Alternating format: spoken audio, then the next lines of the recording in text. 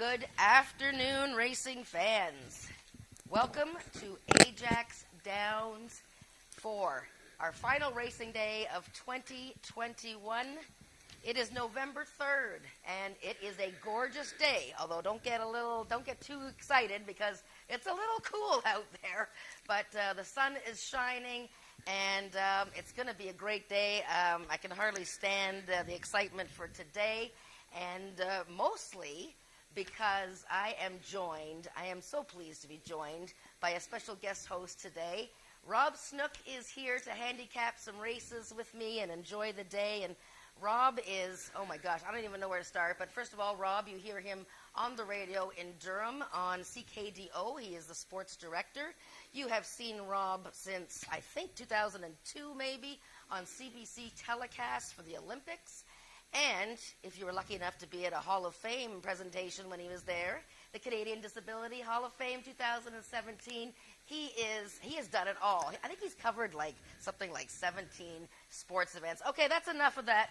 Rob, welcome, and thank you for joining us today. Well, thanks for having me today. That's a nice introduction. Probably most of it's not true, but that doesn't matter. Let's go with it. Let's absolutely go with it. No, I've had a lot of treats, pleasures, opportunities in my life to cover great events like the Olympic Games and the Paralympic Games, and almost every week I try to slide into my sportscasts at CKDO, AjaxDowns, and some of the races that are either have happened or are happening, and we have lots of fun with the names, and we just goof around on the radio about it because it's supposed to be fun. I always say sports is supposed to be fun, right? So that's what I'm trying to do, and I know you feel the same way about horse racing. And we are so appreciative of the help that you and Terry have done on the radio station there. When I sort of browbeat you guys sometimes by sending tweets out and tagging you on there, and you guys have been great, giving us lots of coverage, and it's really helped the sport. We're hoping that the sport grows. It's been a rough few years, no question about it, and especially, sports has been rough for everybody. Sports, businesses with COVID and everything. So. But, yeah, we appreciate you guys always sneaking us in there because, look, it's a competitive business, isn't it, this sports stuff?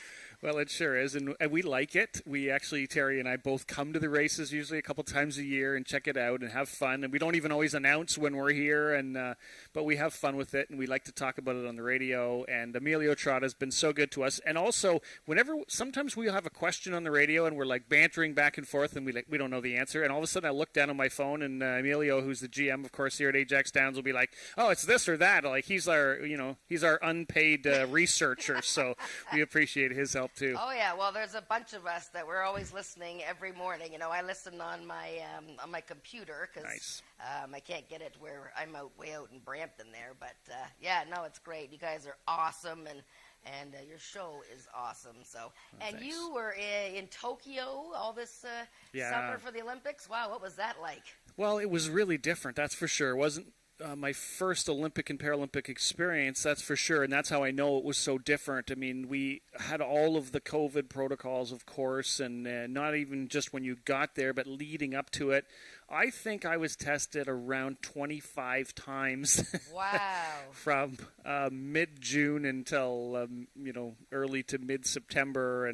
But that's what they were trying to accomplish, to make sure that the games were as safe as they were, and they were, and the numbers in Japan have actually gone way, way down in recent weeks. So they did a good job there, and they're getting vaccinated there as well now, catching up with a lot of other folks. So, but for me, I had the great experience of calling swimming at the Olympic Games, and even Canada's first gold medal with Maggie McNeil. And amazing. And then I was trackside for the second week of the Olympics after swimming was over. I was at the track and did interviews with Donovan Bailey Donovan Bailey. That's throwing me back.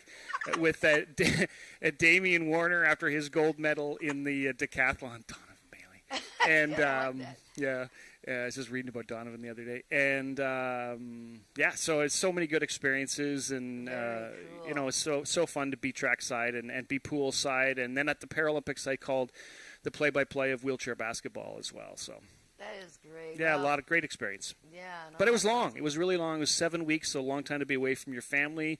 But super happy to be home again in Canada and Ontario and at AjaxDowns today. So let's talk some Yay! racing. Let's talk some racing. Yeah, we're going to motor on through because our first race today is sort of the big excitement of the day, at least for a lot of us in the industry here.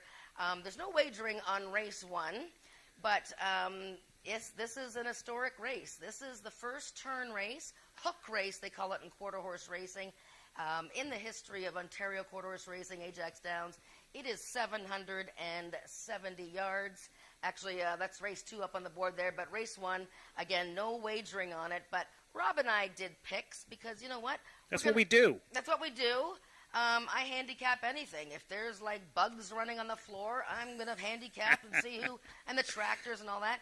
So 770 yards, Rob. This is 3.5 furlongs, which is almost half a mile. Yep. And so we got horses going around a turn. To be eligible for this race, they had to have a workout around a turn. So all these horses qualify. The reason it's non-wagering is, just because it's a 4-horse field. It's sort of our first time doing it. It's a sneak peek into next year when we hope to have a lot more of these. So who did you pick in the 770, Rob? I am going with horse 2, Jess Carolina's Award. I like that the gelding is a 6-time winner in 16 races at Ajax Downs, and Ramiro Sanchez Castilla will be the jockey, so there's in good hands there. So I'm going race 2, Jess Carolina's Award, or horse 2 rather than horse 4, Jessa Deal, and Favorite Pearl in third place. That's interesting, and I think that's what, if we were actually doing some betting, I think it would probably be between the 2 and 4. Now, interesting, Favorite Pearl's actually raced around turns before in the States. She tried 550, I believe, and then I think she tried an 870. So she's actually done this kind of thing before, and you can see on October 24th she had a 770 workout. I like Jess Carolina's Award, but I picked a 4, Jessa Deal. We'll see if Cassandra Jeske can win this historic race. This mare really thrives when she gets more distance, going 400 yards. Interesting to see if there'll be 3 or 4 wide going around the turn. I can't wait to see it. That's at 12:45. But let's get right into the betting races here, okay? Okay. Race 2. And race 2 coming up is a maiden 2-year-old race. Yep. And this is 300 yards. And we have a field of 6 here. And I'm just looking to see what I've done with my picks, but I think I remember who I picked here. But I will check with you, Rob, first, because I think I know who you picked. Let me know. Who did you pick? Okay, so I like horse 3, Right. the Philly Magic Diamond, trained by Jason Pascoe, of course, Yep. and ridden by Ismail Iliad Mascara. 3 seconds and a third this year. That tells me, in good form, should be good. Magic Diamond is my winner. I go 3, and then horse 4, Leaving You Shoes. And then horse 6, Down Home Possum, who has shown in the last 2 races and should be fresh after a couple of weeks. So there you go. There's my 3, 4, and 6. I like it. Okay, I think I went 4-3. I picked Leaving You Shoes. I quite liked his race October 20th. This is a Craig Spada horse. I believe Craig only has 1 runner today, but he actually passed his career best number of winners last week when he got his 17th win since he's been training on his own. And this horse ran well enough to win last time. And between Craig Spada and Corey Spatero, they had a great season together. Magic Diamond, very, very likely in here. She's been busy. She has, had all kinds of trouble at the start. Last time she stumbled at the beginning. In fact, she stumbled like 2 or 3 times this year. So she's going to put it together very soon, I think, between the 3 and the 4. Just a note for fans on track today, Ismail Mascara will be handing out Ismail Mascara hats today. He has about 30 hats, so we're going to start that right before the 3rd race runs, and we're going to do some trivia questions and maybe some arm wrestling. I don't know. Something Nice. like that. So that'll be fun. That's Are you challenging me as well? No way. I'm wrestle? not challenging you. You're an think so. athlete. You don't want to do that. Yeah, whoa. Okay. Yeah, I'm going to pass on that there. All right, race 3. We have the pick 3 beginning. Race 3. Oh, boy. Now we got something interesting again. This is the unique gridiron gallop, and it's a 110-yard dash. And it's over. That's exactly right. I get you to call that race, Rob. That would be fun. They just like, they're off. Whoops, who won? You know, that just would be me. I wouldn't be knowing what's happening there. But this is for horses that have never won at the gridiron distance. Now, some of these horses have tried the distance and have come very close. One of those is the 2 Sugarman's Delight. He's the 8-5 favorite in the morning line. I mean, to me, he looks most likely, if I'm playing a pick 3, I might just key that horse. What did you think of the race, Rob? I am going to go with my colleague at the radio station, Becca Stone. She really likes horse number 5, AJ Chicken 15. Aha. And I have a hard time betting against him. 2 wins this season. I know it's a different distance, but I like the horse, so I'm going to go AJ Chicken 15. And Fast Streakin' Nick. The name actually drew me in. Cassandra Jeske will be the jockey.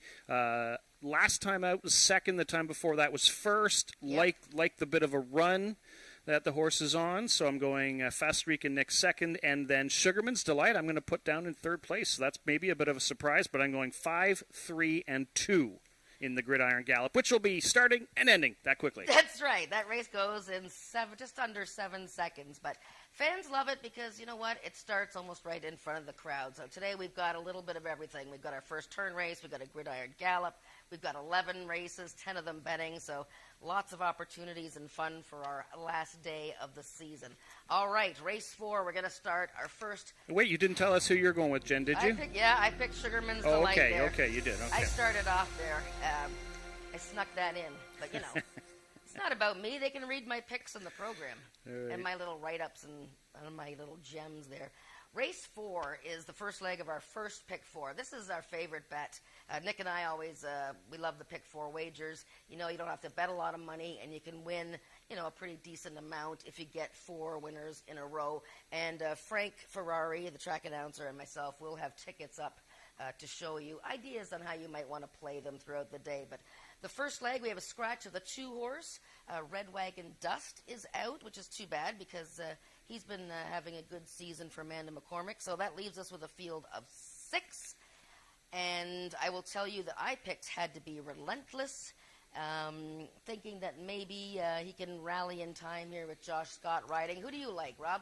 I like horse 5, the filly. Goodness gracious. Aha. I love the name. I love when Frankie calls the name. On a 4-race winning streak. Yep. I have a hard time arguing against that between distances of 250 and 350 yards. So going back to August. So goodness gracious. Then you had to be relentless. I have Had to Be Relentless second. Okay. Horse 6. And then horse 7, Lethal Assault. I found this maybe the hardest race to pick. There's a lot of good horses, and I thought that was just really tough. Lethal Assault, horse 7, I have third. And just to do the pick 4, I'm going to throw in She's a Flying Bach.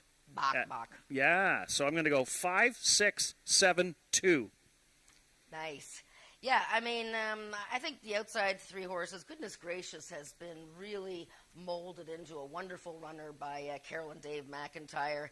And Ismail has been riding her recently, and she's just sort of got on track. You know, she started the year a bit wonky with coming out of the gate weird. Who didn't, right?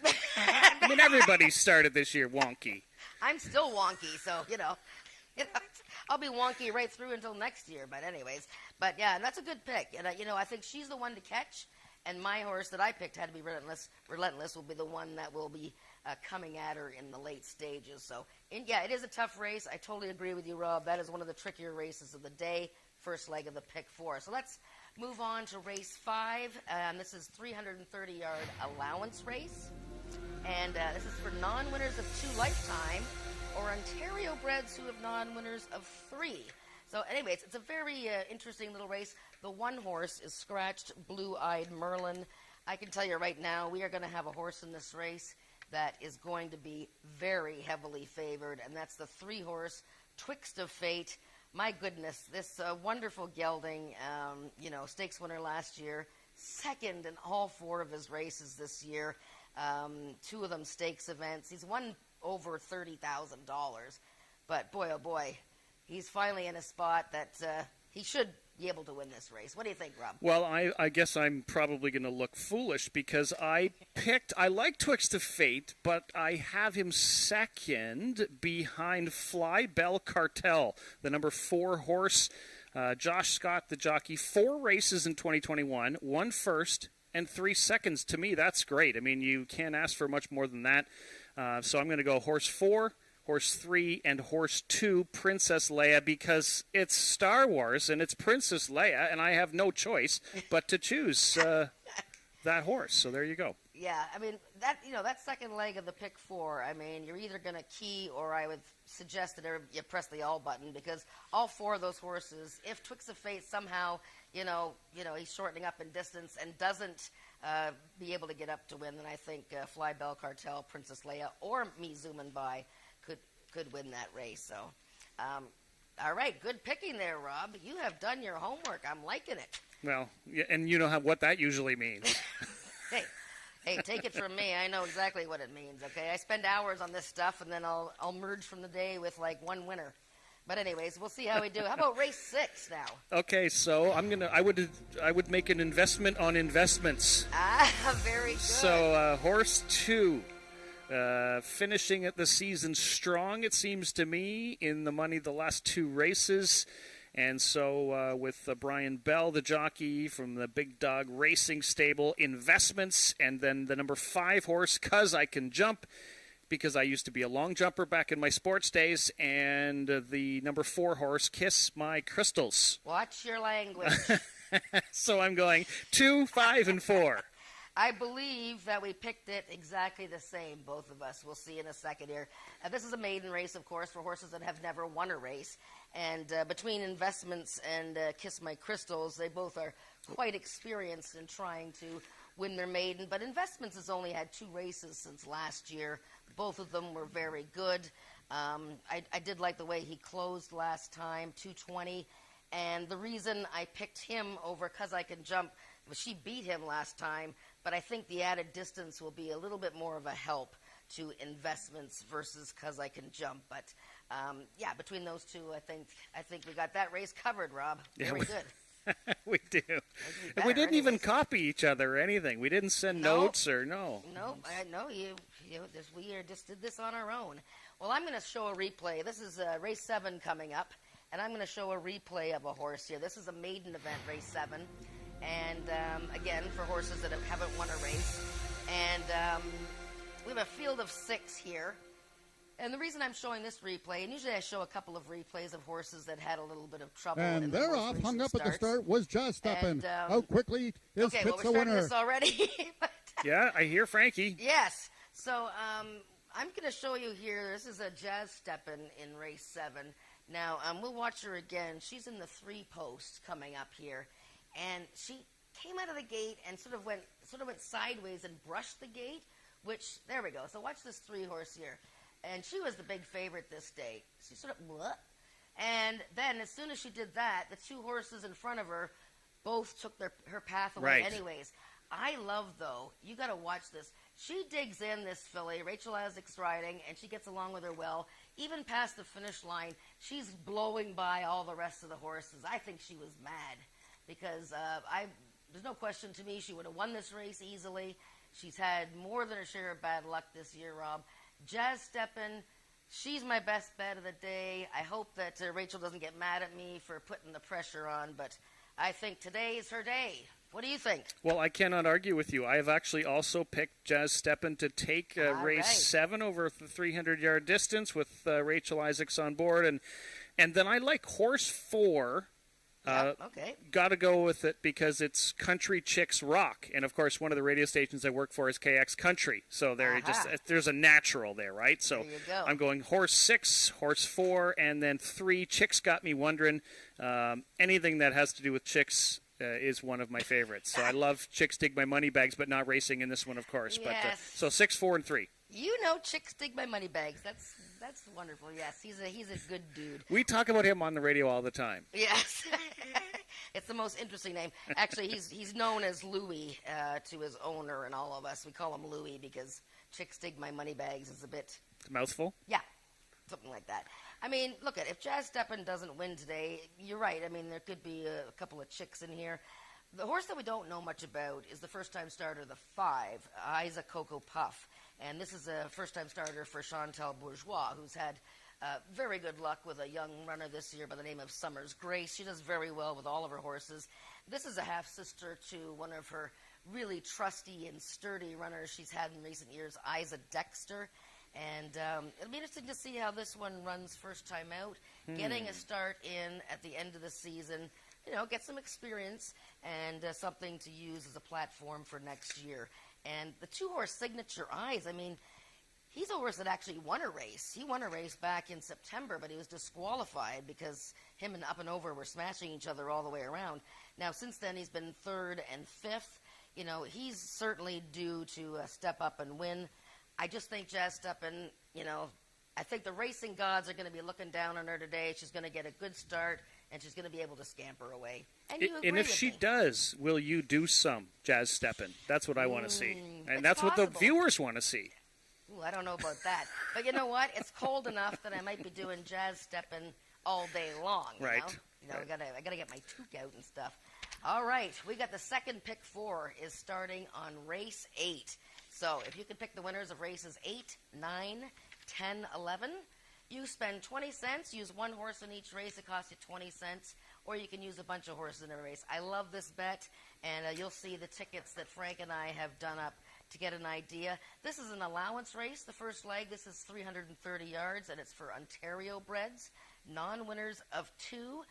And I thought this race was a little bit tricky. I know there's only 5 horses, but again, I had a bit of a tough time picking. I'll let you start. Rob, who did you pick? Well, that's nice of you to let me start. I like the number 5 horse, Kit's a Winner, coming off a win on October the 21st. A couple of second places before that. To me, that is your favorite. Kit's a Winner, and then I went with the number 1 horse, Cool Castillo, with Ramiro Sanchez Castillo on board, and then the number 3 horse, Hanover Hill Viola. So I go 5, 1, and 3. I feel good about Kit's a Winner in this one. On the outside, no traffic, and off he goes. She goes. Yeah, there you go. Well, you know what's interesting about her is that it took her a while to win that maiden race, which she did last time. But there's a handicapping angle that a lot of us horse players like, that we call it the light bulb moment, when a horse takes a while to win its maiden, and then when they win, all of a sudden they're like, hey, I like this.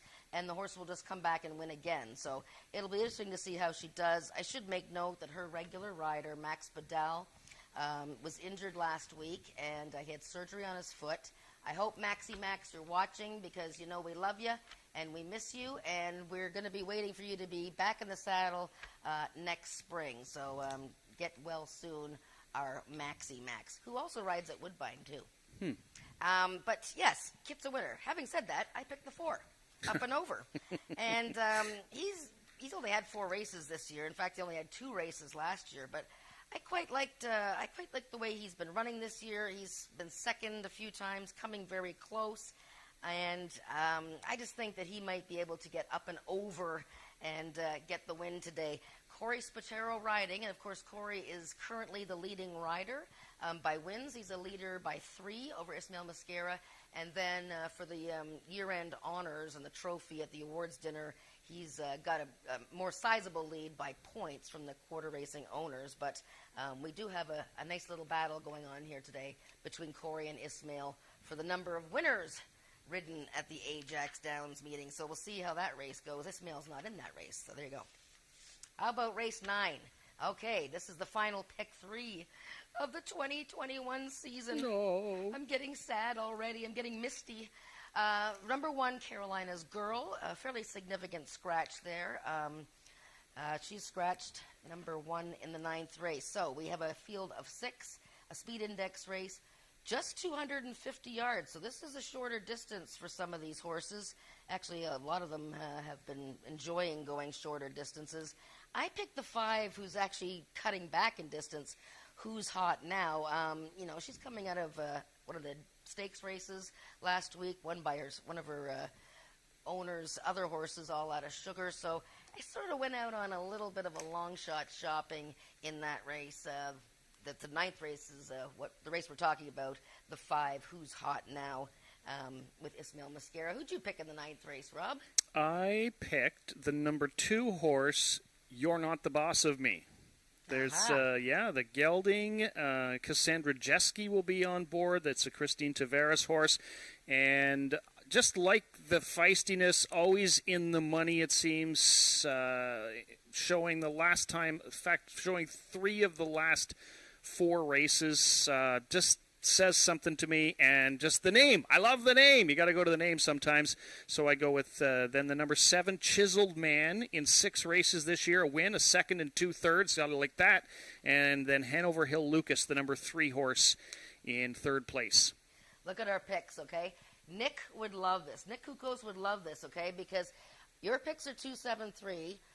My picks are 5-4-1. You know what Nick would do? He would go and bet the 6 horse, because that's the only horse we didn't pick anywhere. The poor 6 horse, now he's probably going to win for sure. And I think that happened with us earlier this year. And wouldn't you know it, I think the horse that we didn't pick, the one lonely horse we didn't pick, actually won. But that's a very interesting race. We are completely in different zones there. and the name of the 6 horse is what we're both going to be saying at the end of this. I want a Corona. You got it. I want to, any kind of, but yeah, definitely I want Corona. And you know what? He's actually quite a decent horse. He just needs to learn how to come out of the gate a little bit better. So very interesting, our picks there. All right, the late double coming up, race 10. And this is our feature race of the day, I would say, because there is another race worth $14,000, but this has got some pretty fancy horses in the field. It's a $330 allowance race. We have this year's Ontario Bred Derby winner in the field, number 5, Country Fried Chicken. I always get hungry when I mention his name. Mm-hmm. We have world record setter from 2 years ago, Carneros, in the field. He's a wonderful horse. We have the red hot 5-bar Fandango, the tough mare Night Fishin', and Zox to Be You on the rail. And I can't remember who I picked, so I'm going to throw it over to you while I check it out.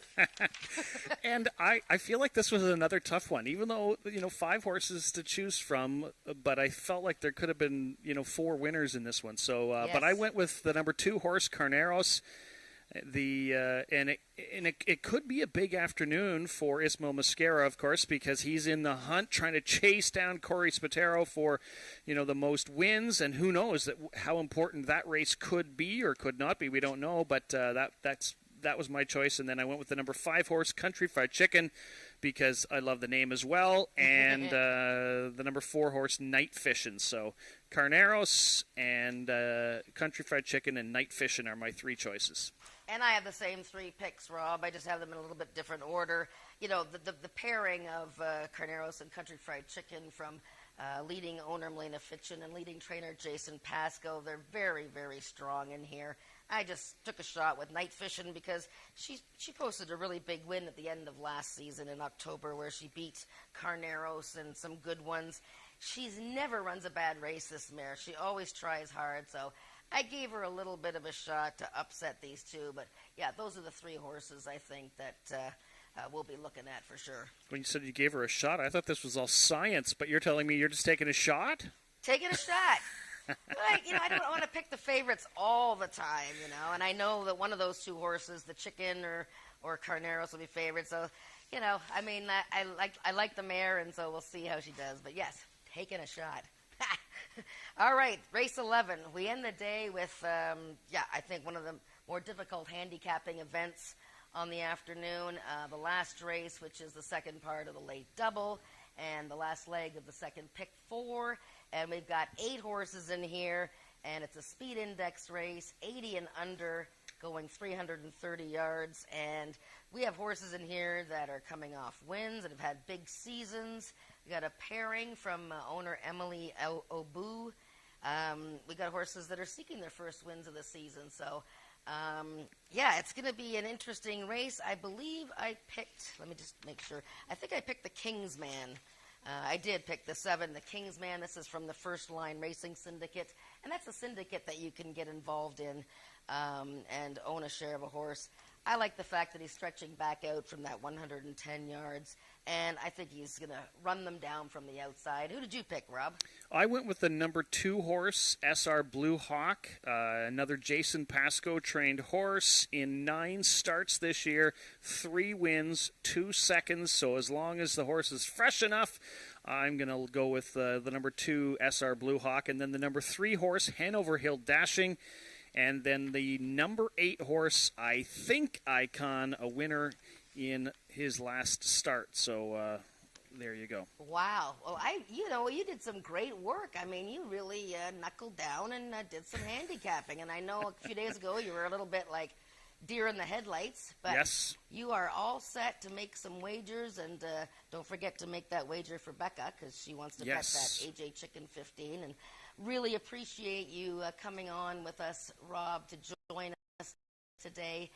We have just about 10 minutes, I think, to post. It says 36, but I believe we have 10 minutes to the first race, which, of course, there's no wagering on the first race, but we want to watch the one turn. Thanks again, Rob, and thanks, you have Jen. a wonderful winter, and, of course, I'll be bugging you in the spring to, come on out and join us at AjaxDowns again. Thanks, Jen, and it's I really appreciate you and Emilio and everyone taking care of me and getting me here today and inviting me out and always sending us great information too. That's really important so that we can put that on the radio and then we can inform fans and tell good stories. And I think that's a big part of it. And there's so many good stories at AjaxDowns. So thanks again. You're welcome, and thank you, Rob. We are going to send it up for the changes to Frankie Smooth, Frank Ferrari, with the changes and getting ready for our first turn race in Ajax history. Go, Frankie!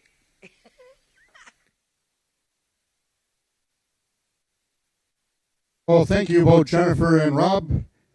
And welcome to all the people streaming in from across the globe to our final race day of the 2021 quarter horse racing season.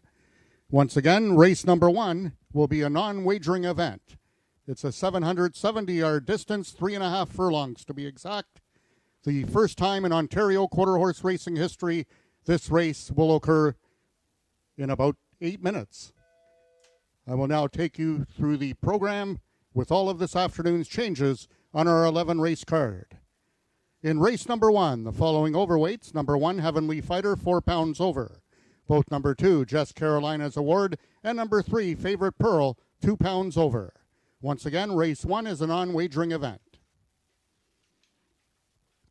Race number 2, the following overweights: number 2, La Jolla Dash 6, 4 pounds over. Number 3, Magic Diamond, 2 pounds over. And number 5, This Chick's Cold as Ice, 4 pounds over. Number 3, Magic Diamond, will be racing with the flipping halter on. Race 2 is the first half of today's daily double with win, place, show, exactor, triactor, and superfecta wagering available. Race number 3, just a couple overweights. Number 2, Sugarman's Delight, 5 pounds over. And number 5, AJ Chicken 15, 4 pounds over. Race 3 is the second half of today's daily double and race A of the early pick 3. In the fourth race, we have a vet scratch in the program. Scratch the number 2 horse, Red Wagon Dust. And the following overweights: number 1, She's a Flying Bach, 4 pounds over. Number 4, CC Senator Page, 5 pounds over. Number 5, Goodness Gracious, 2 pounds over. And number 7, Lethal Assault, 4 pounds over.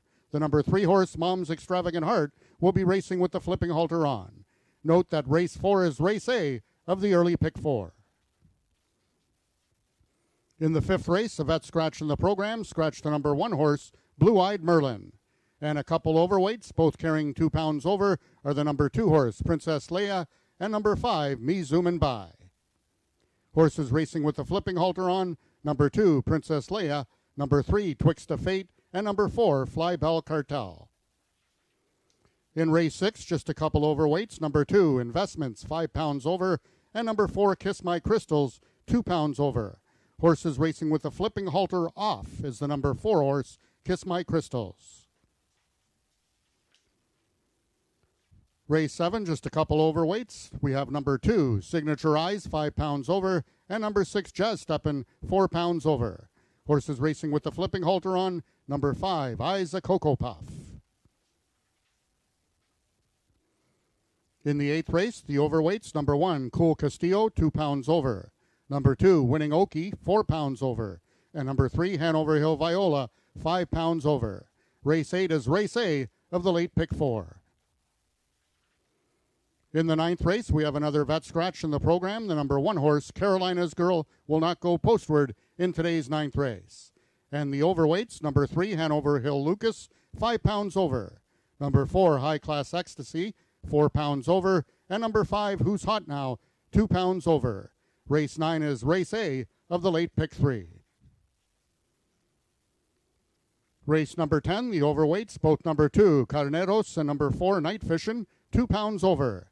And number 5, Country Fried Chicken, 4 pounds over. Horses racing with the flipping halter on, both number 2, Carneros, and number 5, Country Fried Chicken. Race 10 is the first half of the late daily double.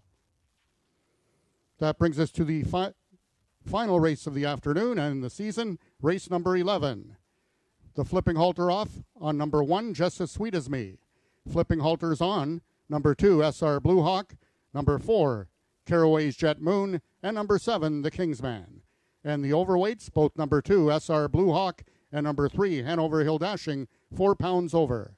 Both number 2 pounds over are number 5, Down in Carolina, and number 7, The Kingsman, and number 8, I Think I Con, is 5 pounds over. Those are the changes thus far in your program. Any further changes or corrections will be given to you before each race. Post time for race 1 is at 12:45.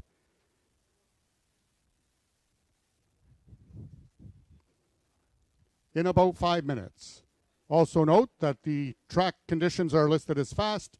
The temperature is 7 degrees Celsius, 43 degrees Fahrenheit, and the wind is from the west-northwest at 15 kilometers an hour, which is 9 miles per hour, so a very light wind, headwind that the horses will be running into this afternoon.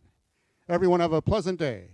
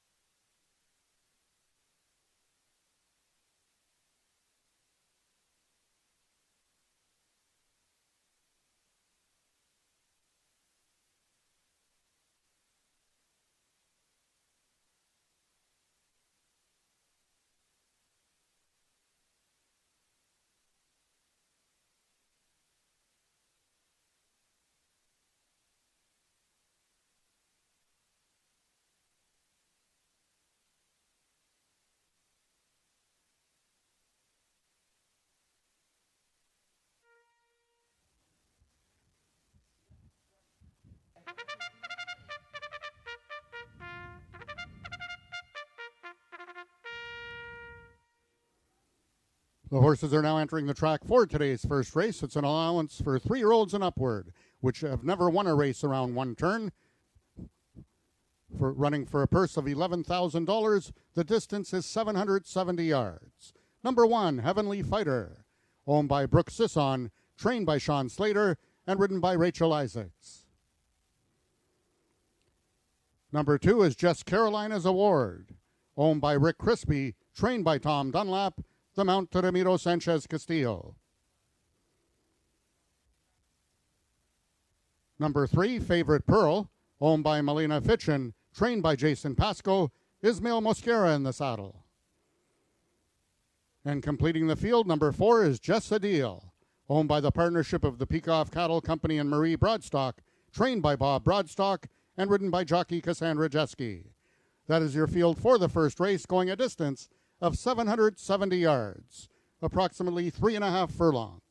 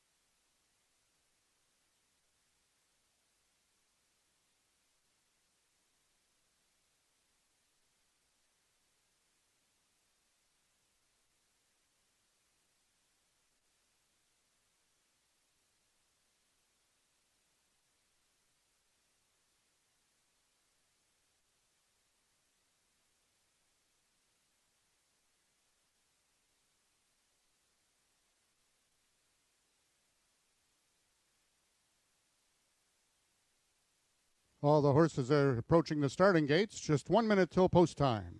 They'll be loading shortly. Once again, a non-wagering event. This is the first ever one-turn race in Ontario quarter horse racing history. About to take place right here at AjaxDowns.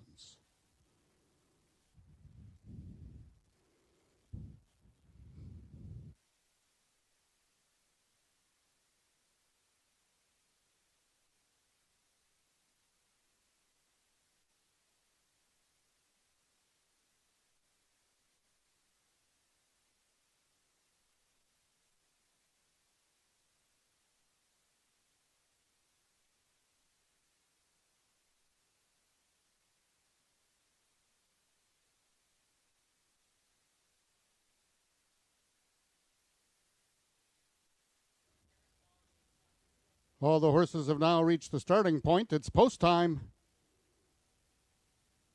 The first one in is number 2, Just Carolina's Award.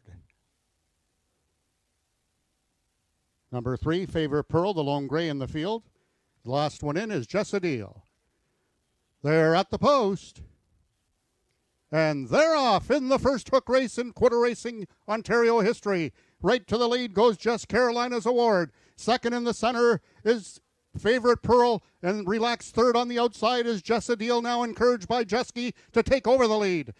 Further back, 6 lengths off the lead is Heavenly Fighter. So Just a Deal now takes control for Cassandra Jeske. Second, laying off the pace by 1.5 lengths is Just Carolina's Award. Third is Favorite Pearl, and back to Heavenly Fighter. They reach the top of the stretch, and Just a Deal is still in front by 4 open lengths. Coming on second is Just Carolina's Award, and they're running out of ground. Just a Deal has made history here at Ajax, winning the hook race. Second was Just Carolina's Award, and Favorite Pearl finished third.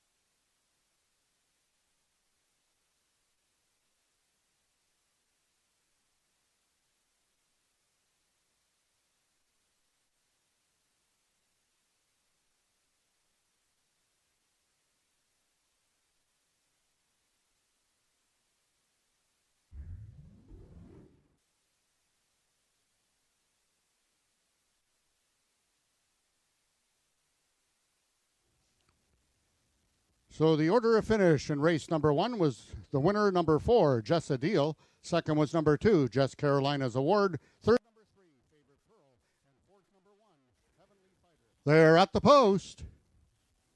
And they're off in the first hook race in quarter racing Ontario history. Right to the lead goes Just Carolina's Award.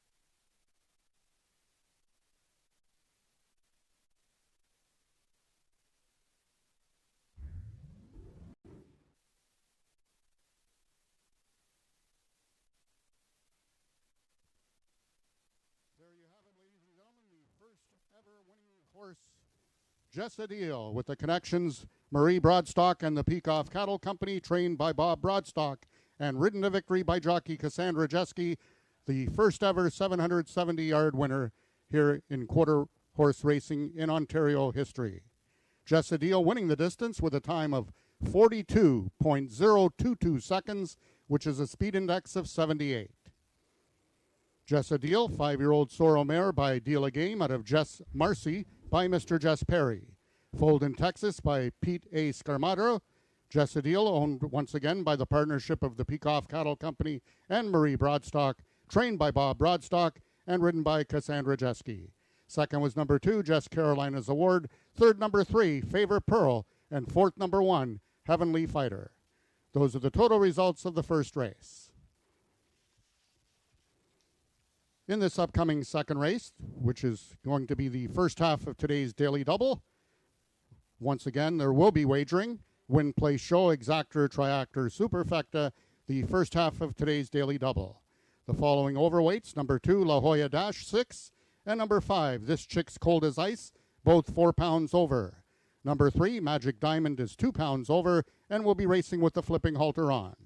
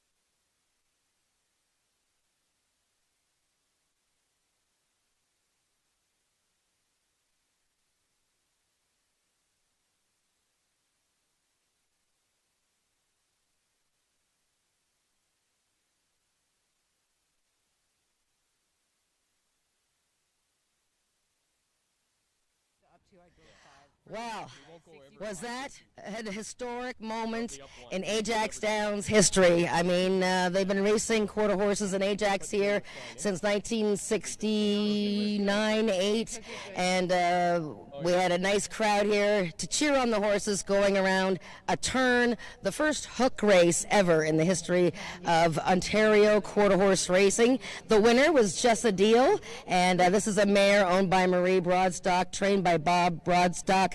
And Cassandra Jeske is the first winner of the turn race here at AjaxDowns. And Just a Deal, of course, has the track record of 42 point, whatever it was, something.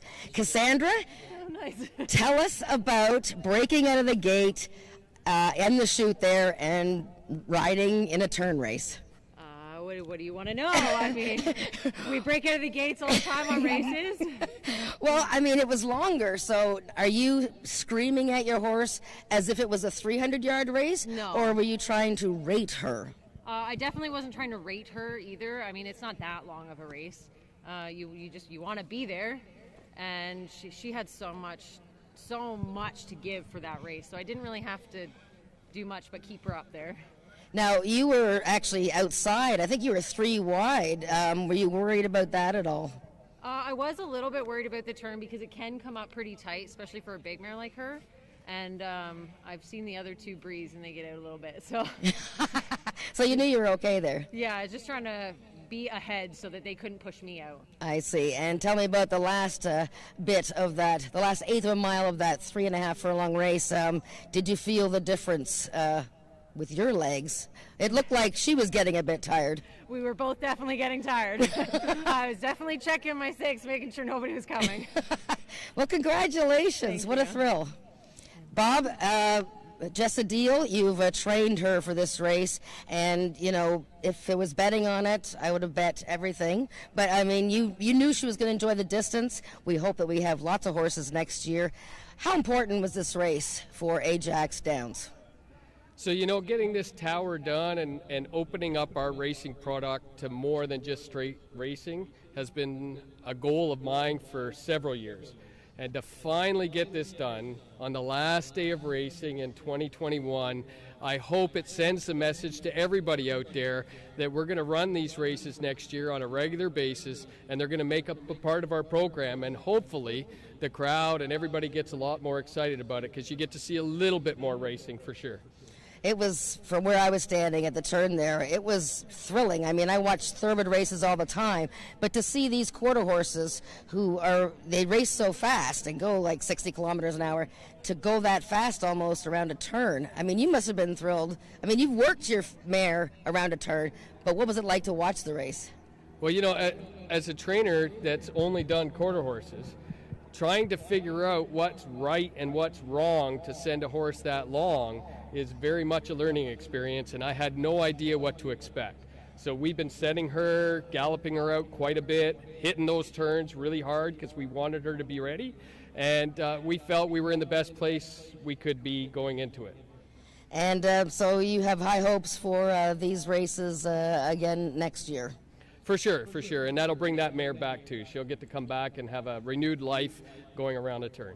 That's awesome. Well, thank you, Bob. Congratulations. Thank you for your hard work, and Emilio and everybody who got that tower together. What a great sneak peek for the last day of racing.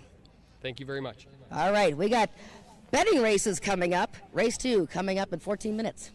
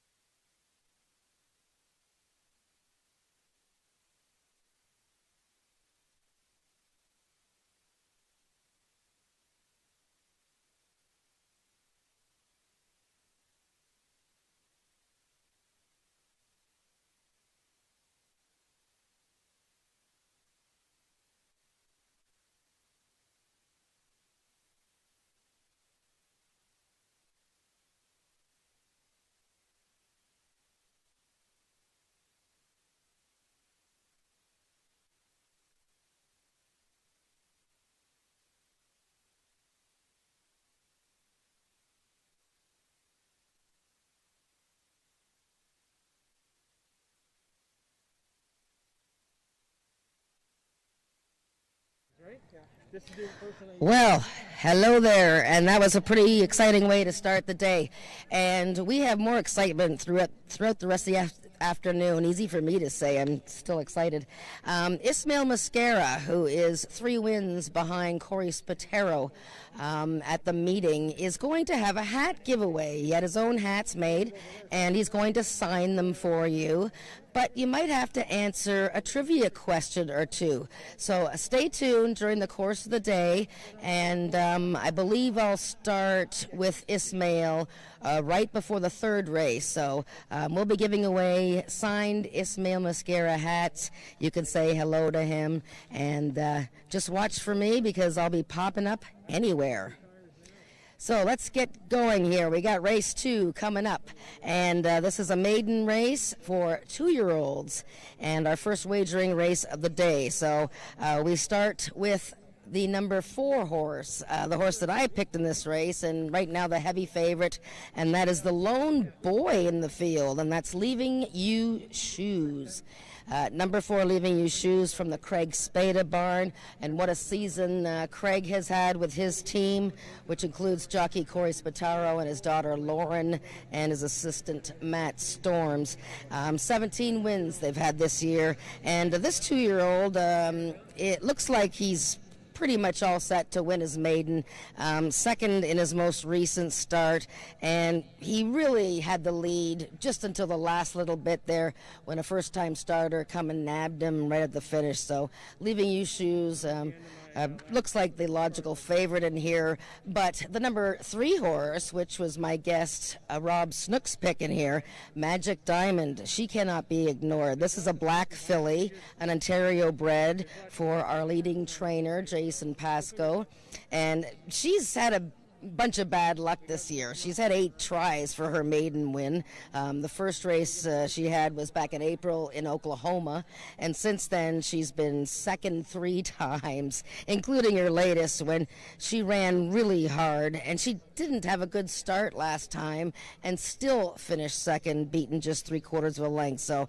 I believe this is a 2-horse race, and why wouldn't it be? I mean, how fitting, because they're ridden by Ismail Mascara and Corey Spatero. So this could set the stage for the afternoon. The 2 top jockeys of the meeting at this point, the 2 favorites in this race. If you're looking to bet a trifecta, I thought maybe the 1 horse would be interesting. Right now at 8-1, this is Don't Give Me Lip, and this is an Ontario bred for Carol and Jamie Robertson. Trainer Bryn Robertson, another spectacular season, 33% wins, and that's 9 of 27. And this filly just learning the game, first time out, bit outrun there, but improved a lot second race. Overcoming a slow start to finish 3rd behind Leaving You Shoes. Now, she was 5 lengths behind Leaving You Shoes, so she still has some learning to do. And Josh Scott has recently joined this barn and has done well for them. So we are looking at the 4, 3, and 1 in here. You can see the jockeys trying to keep warm. It's a little chilly today. Good luck with your wagers in race 2. Remember, we have a pair of pick 4 wagers on today's card, some pick 3s, and a good feature race later in the card. And we'll talk to you soon, right after the race.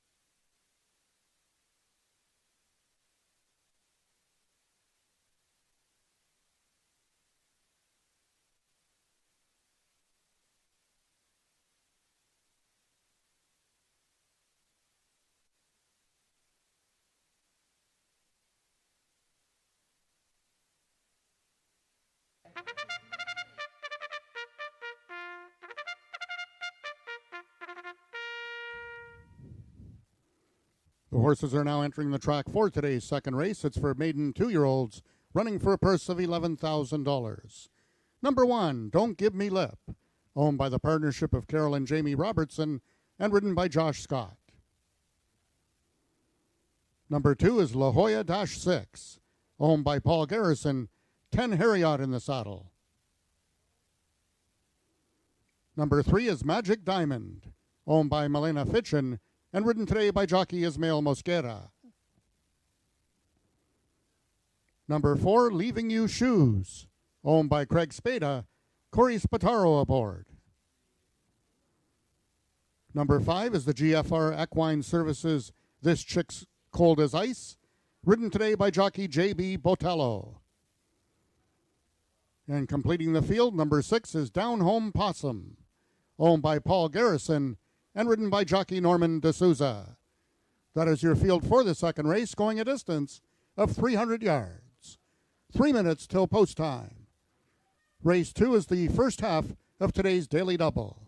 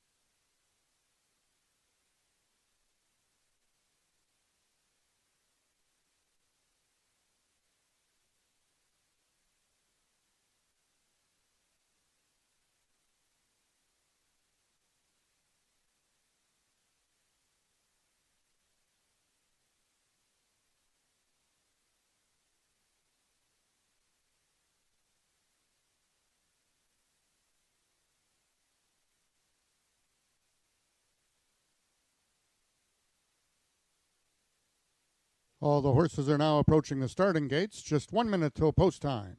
They'll be loading shortly.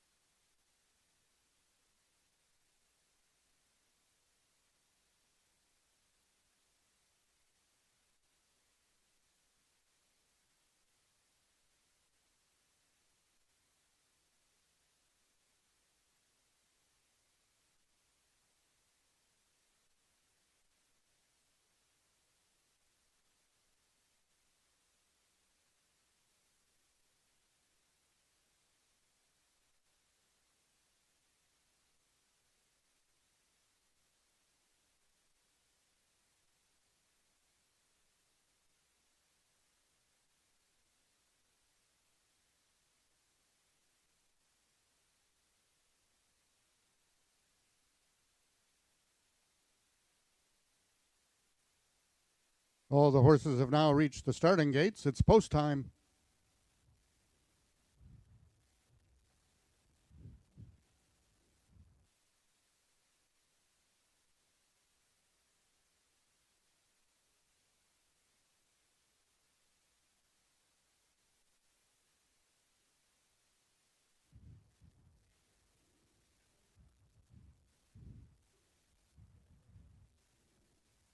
The horses are now entering the starting gates. Number 1, Don't Give Me Lip, is the first one in. Number 2 is La Jolla-6, one of 2 in this field for owner-trainer Paul Garrison. Number 3 is Magic Diamond. The leading owner of the 2021 season, Milena Fitchen, and winning trainer of the 2021 season, trainer Jason Pasco. Ismail Mosquera aboard within 3 wins of Corey Spataro, which is aboard number 4, Leaving You Shoes. 5 is This Chick's Cold as Ice. The gate is open on number 3, Magic Diamond. Craig Spada, the runner-up currently in the trainer standings. They're all set. They're at the post.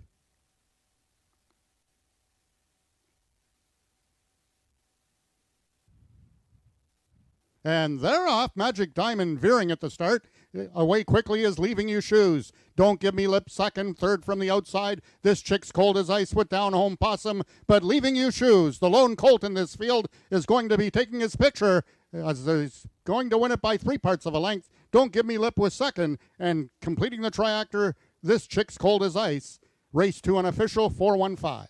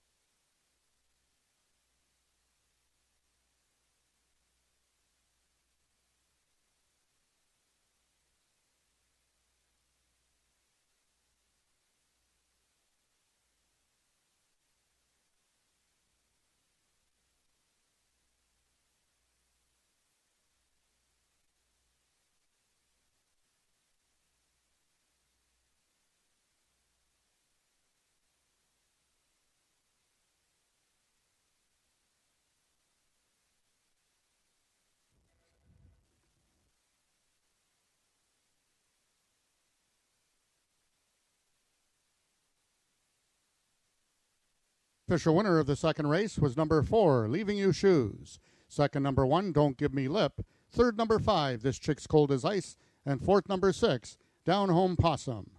We have a claim of foul in this second race.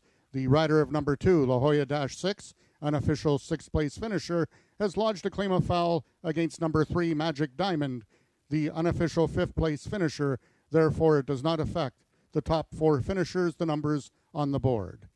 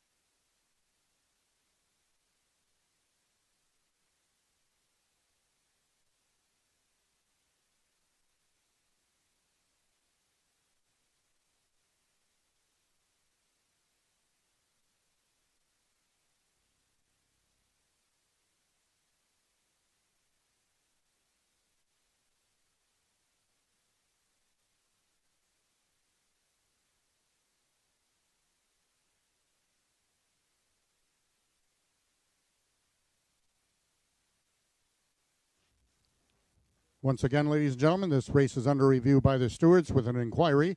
We have the claim of foul 2 on 3, and they are looking at the gate break of the number 2 horse, La Jolla-6. The total results will not affect the top 4 finishers on the board. That will be official momentarily. However, they are still looking at the 2 on 3.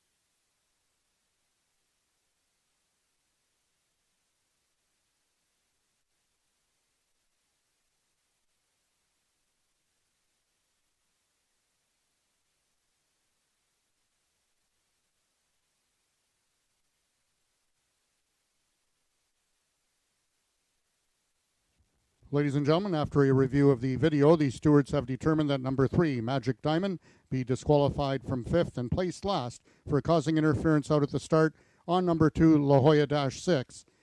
Therefore, he is now placed 5th as he was given a fair start.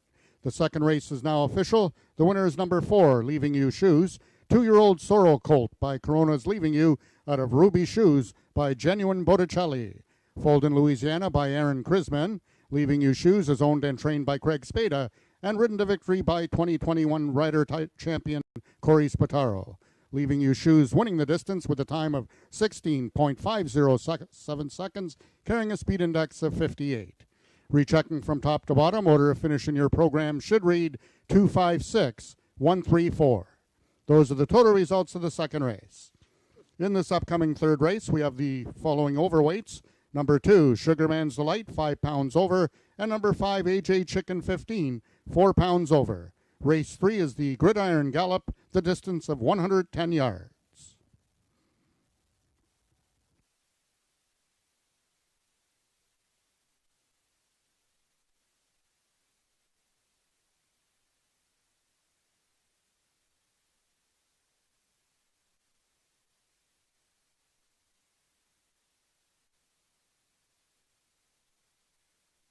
Attention, ladies and gentlemen, we are going to have some jockey changes as rider Ismail Mosquera is off the remainder of his mounts. Once again, there will be rider changes for jockey Ismail Mosquera, who is off the remainder of the card.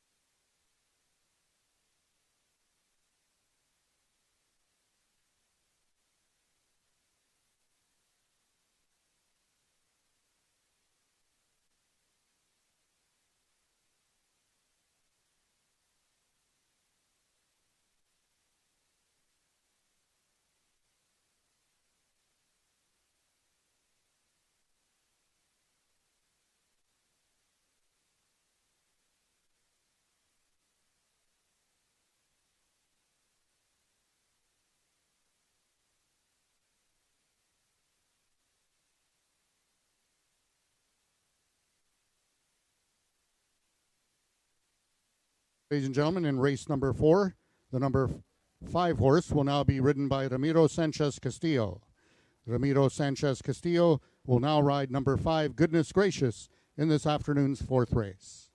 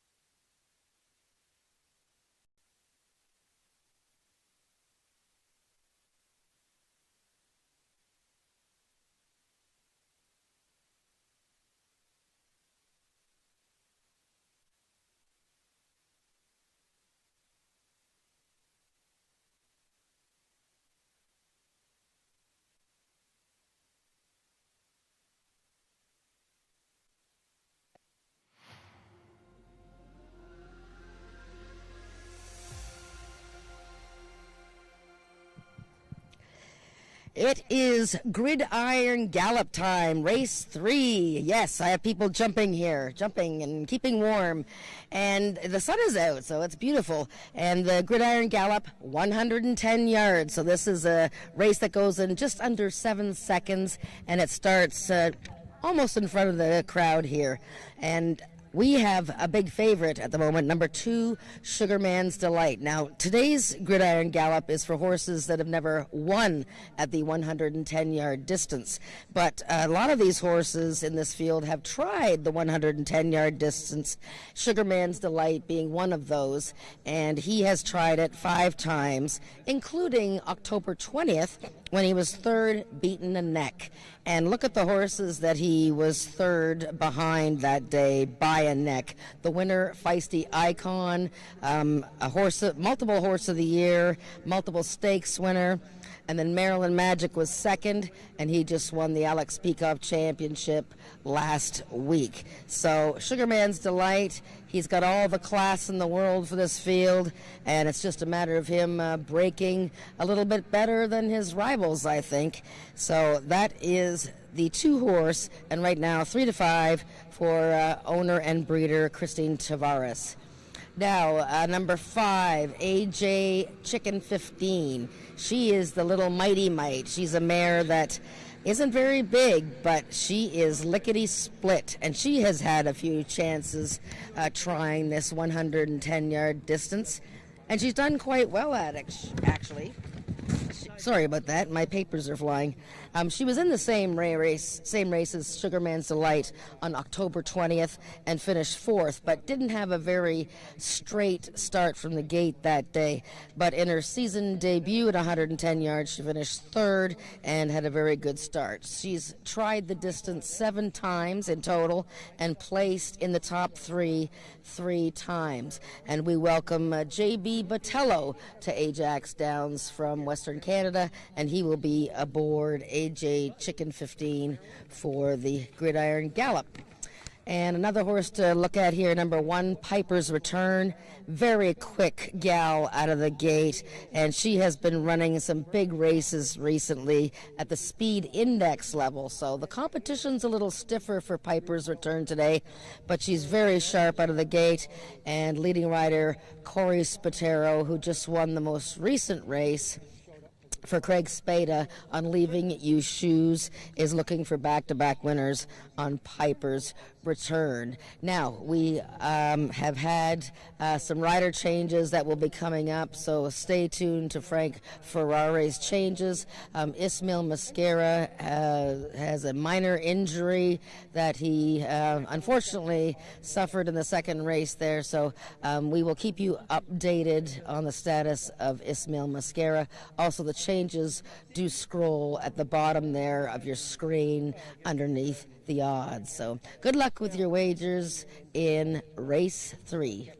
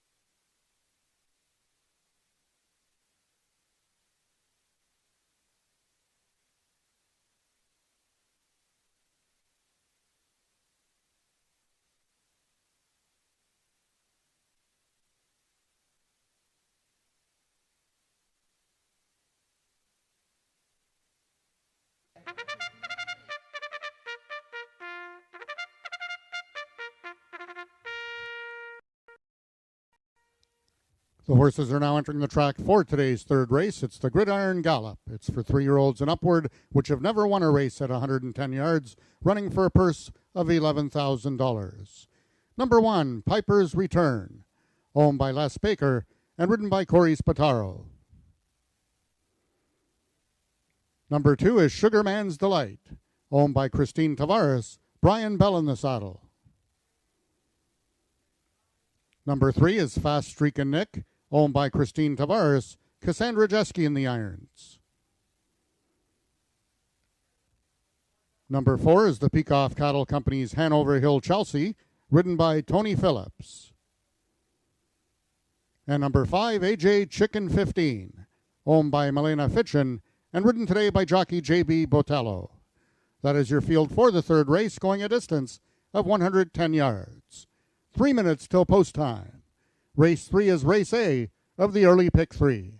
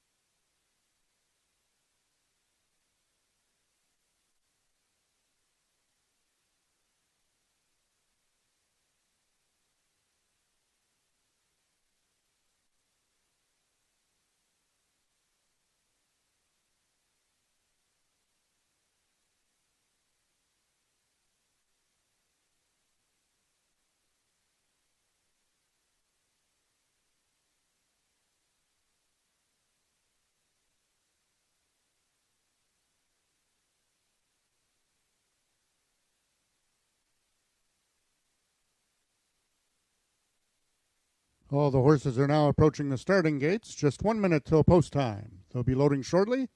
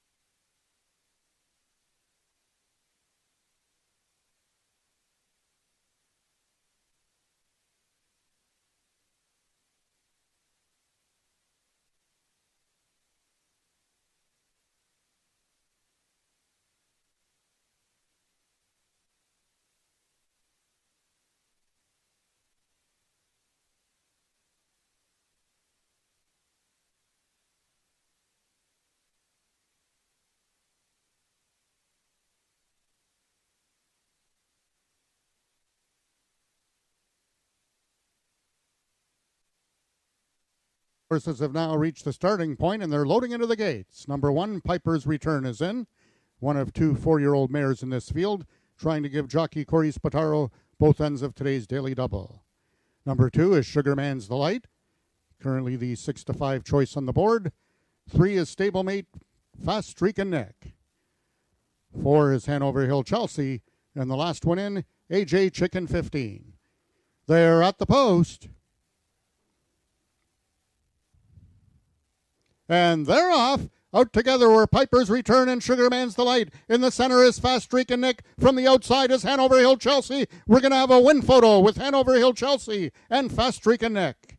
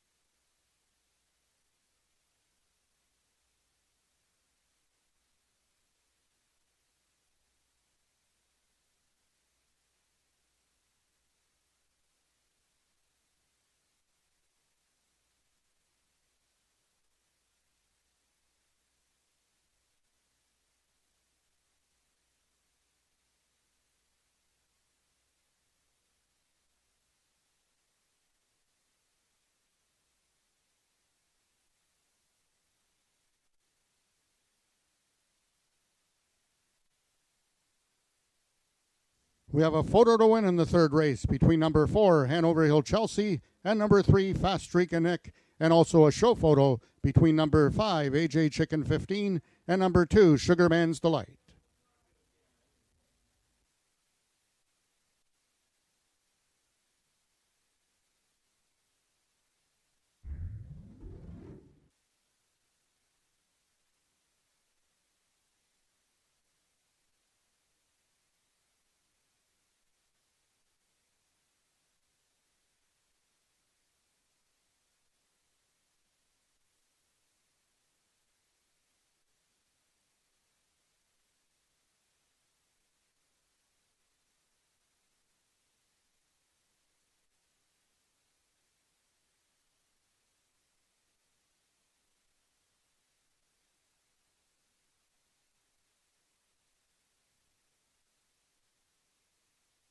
In both photographs, the win photo it was number 4, Hanover Hill Chelsea, over number 3, Fast Streak and Nick. And in the show photo, number 5, AJ Chicken 15 was third, with number 2, Sugarman's Delight, finishing fourth.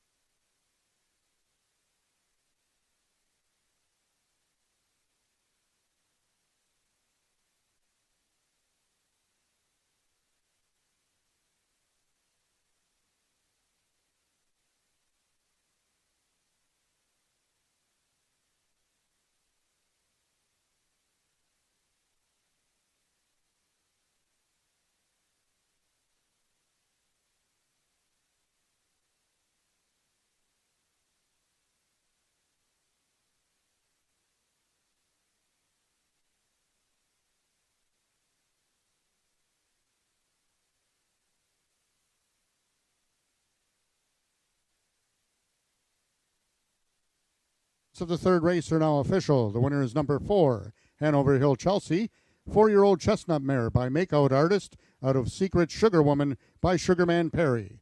Bred and owned by the Peacock Cattle Company, Hanover Hill Chelsea is trained by Rick Kennedy and ridden to victory by jockey Tony Phillips. Hanover Hill Chelsea winning the distance with a time of 7.014 seconds, carrying a speed index of 89. Rechecking from top to bottom, order of finish in your program should read 54213. Those are the total results of the third race. In this upcoming fourth race, we have a vet scratch in the program. Scratch number 2, Red Wagon Dust. We have a rider change on number 5, Goodness Gracious. The new rider is Ramiro Sanchez Castillo. And the following overweights: number 1, She's a Flying Bach, 4 pounds over. Number 4, CC Senator Page, 5 pounds over. Number 5, Goodness Gracious, 2 pounds over. And number 7, Lethal Assault, 4 pounds over. Race 4 is race A of today's Pick 4.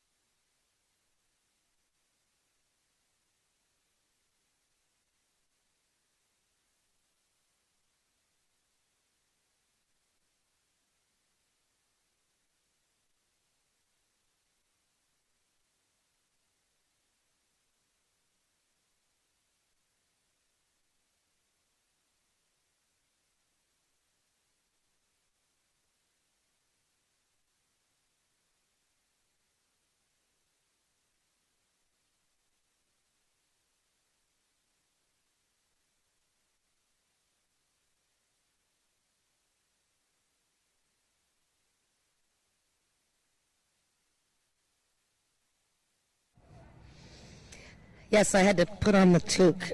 It's a little cold, November 3rd. I know. I was supposed to wear shorts today. I've heard it from 20 people. I didn't wear shorts. It's just a little too much frost on the pumpkin, okay?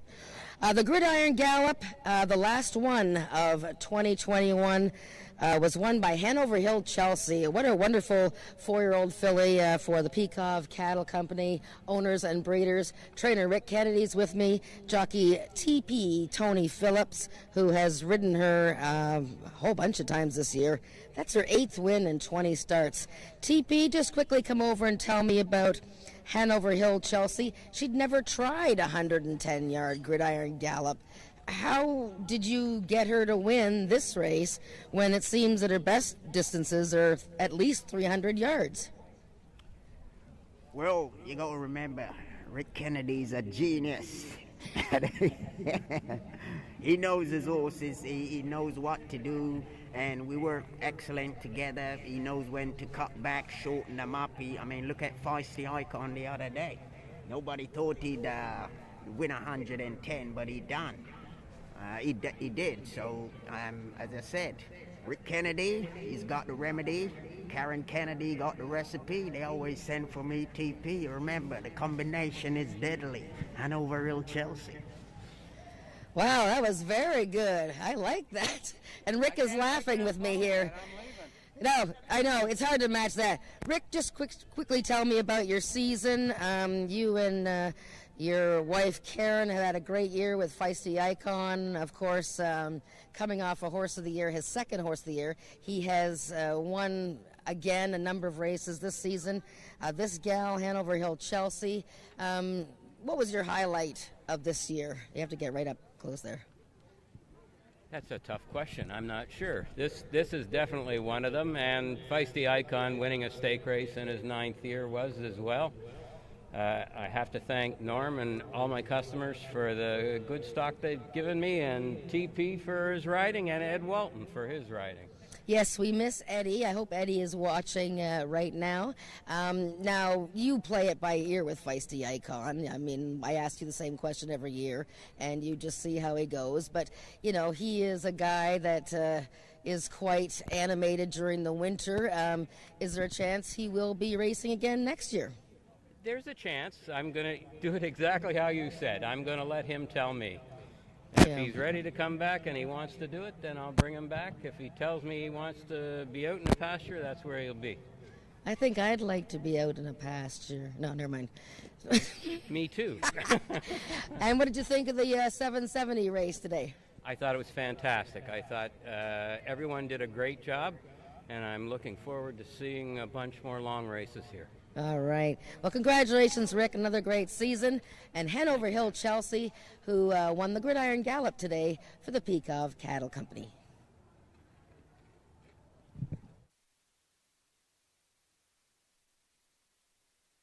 Ladies and gentlemen, we have all the jockey replacements for Ismael Mosquera.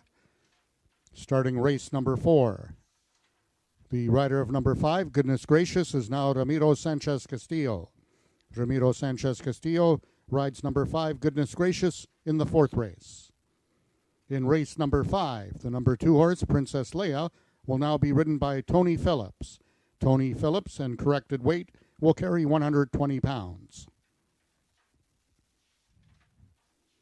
Turn to your programs to the 9th race. The number 5 horse, Who's Hot Now, will now be ridden by jockey Ramiro Sanchez Castillo.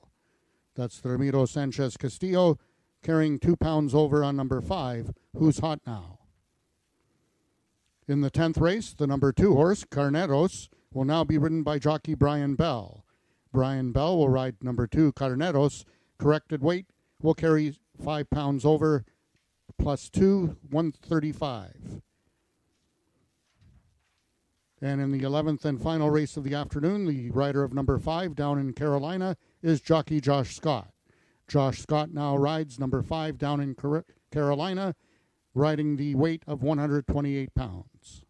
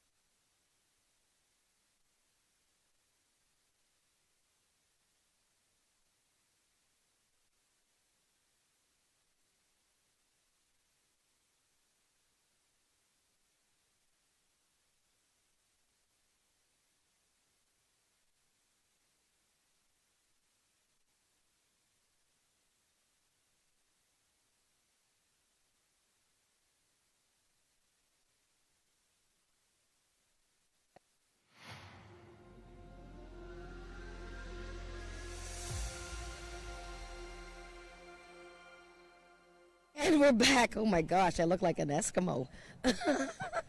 Anyways, race 4. So this is the beginning of the pick 4. I had calculated a pick 4 that we were going to put up, but I started it on race 3. So that's not really going to help anybody. So hopefully we'll show Frank Ferrari's pick 4s starting in this race, race 4, an allowance race for 3-year-olds and upward, non-winners of 3, or Ontario breds, non-winners of 4. And this is a fascinating field. We have a scratch of the 2 Red Wagon Dust. Now, right now, all the money is going on the 3-horse Mom's Extravagant Heart. We'll get to him in a minute. But I picked the number 6 horse, Had to Be Relentless. And I was just actually talking to his connections before this race and remarking about how this big guy would probably like one of those turn races that we started the day with. He's a guy that's closed ground very strongly. He's won a couple of races this year. Tried some of the best 3-year-olds around, finished 3rd in the Peacock Derby. And then last time 3rd after a bobbling beginning. He was even money that day, but didn't really have a sharp start. So Josh Scott will try to get him out of there. And 350 yards, you know, probably a bit shorter than he would prefer, but he does come out of some pretty tough races. That's Had to Be Relentless. And of course, he's a half brother to last year's Horse of the Year, or 2 years ago, Horse of the Year Had to Be Ivory. We have the 5-horse, Goodness Gracious, and what a season she's had now for the Big Dog Racing Stable. She's an Ontario bred, and there she is. She was kicking up her heels here, really sharp. And unfortunately, Ismail Mascara is not riding her, and he's been on her for her last 4 starts.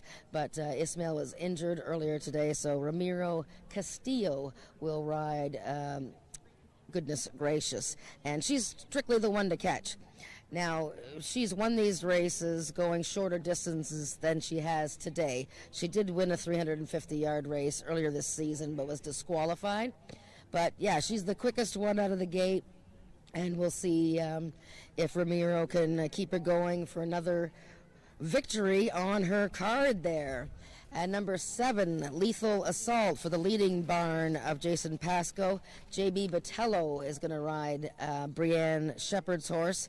And this guy was a winner 2 starts ago at 300 yards and recently second with a 90 speed index to Candyland.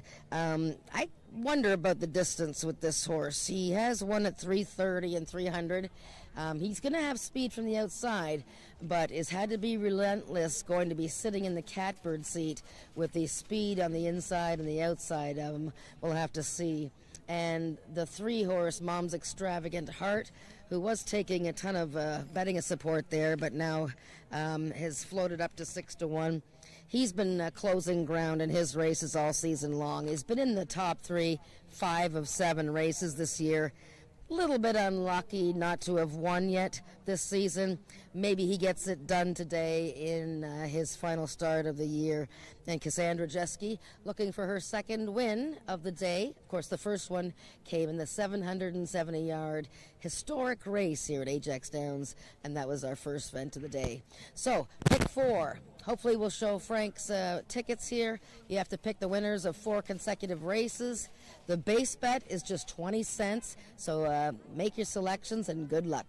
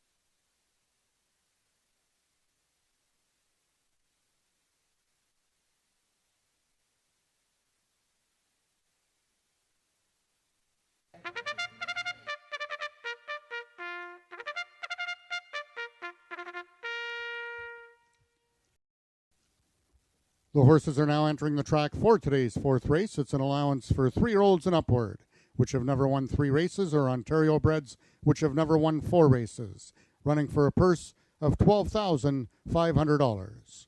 Number 1, She's a Flyin' Bach, owned by the partnership of Sam and Mitch Manuel, and ridden today by jockey Rachel Isaacs. Scratch number 2, Red Wagon Dust. Number 3 is Mom's Extravagant Heart, trained by and owned by Chantal Bourgeois, and ridden by Cassandra Jeske. Number 4 is CC Senator Page, owned by Amelie Obu, and ridden today by jockey Brian Bell.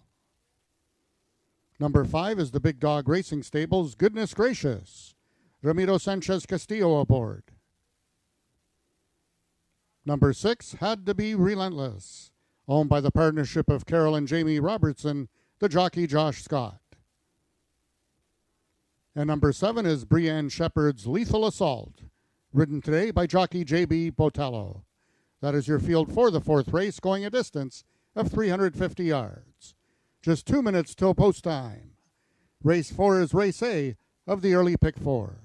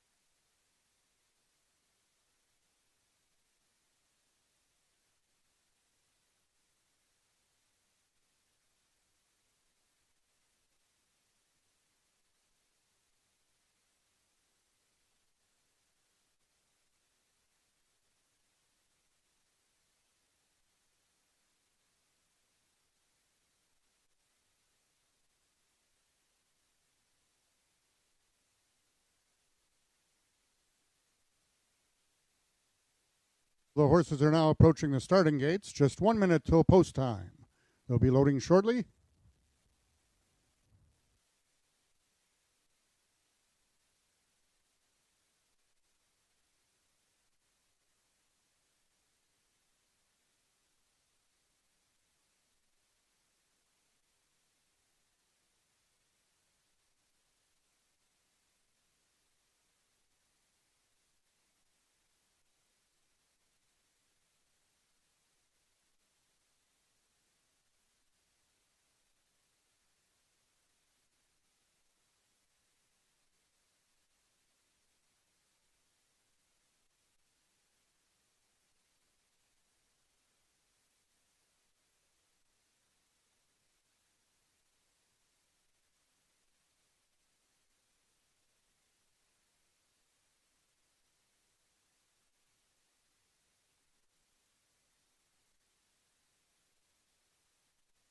All the horses have now reached the starting gates. It's post time.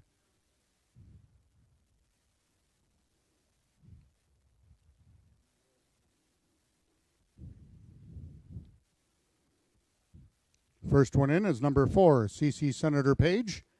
One of 2 in this field for leading trainer Jason Pasco. Currently on the board at 28-1. Number 5 is Goodness Gracious, trying to run her undefeated streak to 5.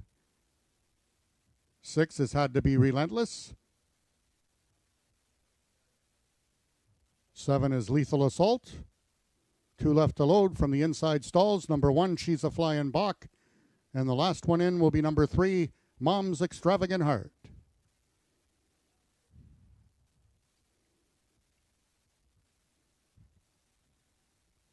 They're at the post, and they're off. Out towards the inside is She's a Flying Bach. Away from the extreme outside is Lethal Assault, and between horses, both CC Senator Page and Mom's Extravagant Heart, but it's Lethal Assault from the far outside. Towards the rail, the very game is She's a Flying Bach, and Mom's Extravagant Heart has found her best stride. Picture time. It looks like Lethal Assault will get the victory over Mom's Extravagant Heart.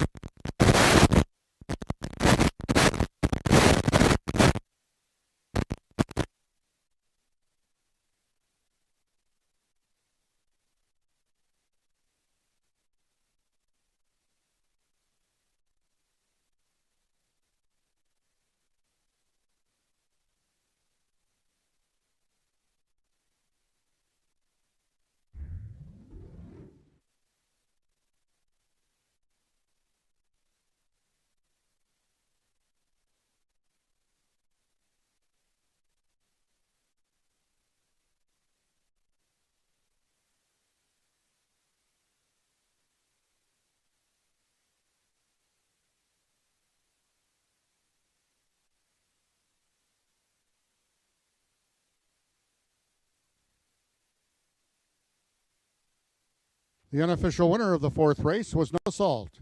Second was number 3, Mom's Extravagant Heart. We've got a show photo between number 5, Goodness Gracious, and number 6, Had to Be Relentless.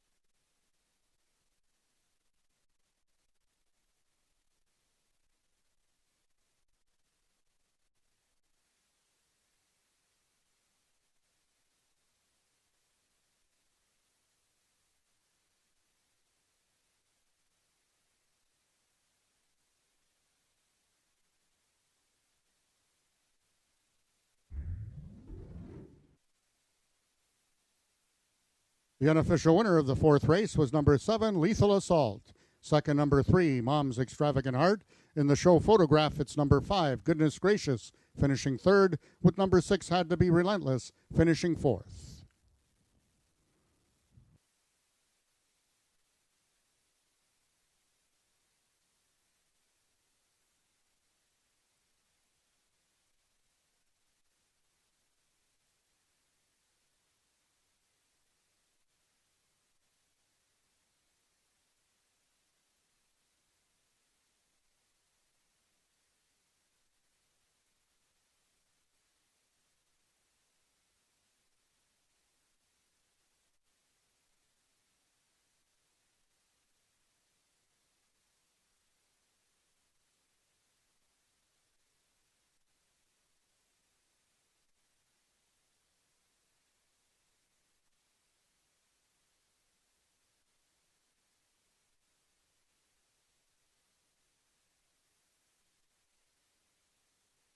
So the 4th race are now official. The winner is number 7, Lethal Assault. 3-year-old brown gelding by Volcom out of Lethal Perry by Mr. Jess Perry.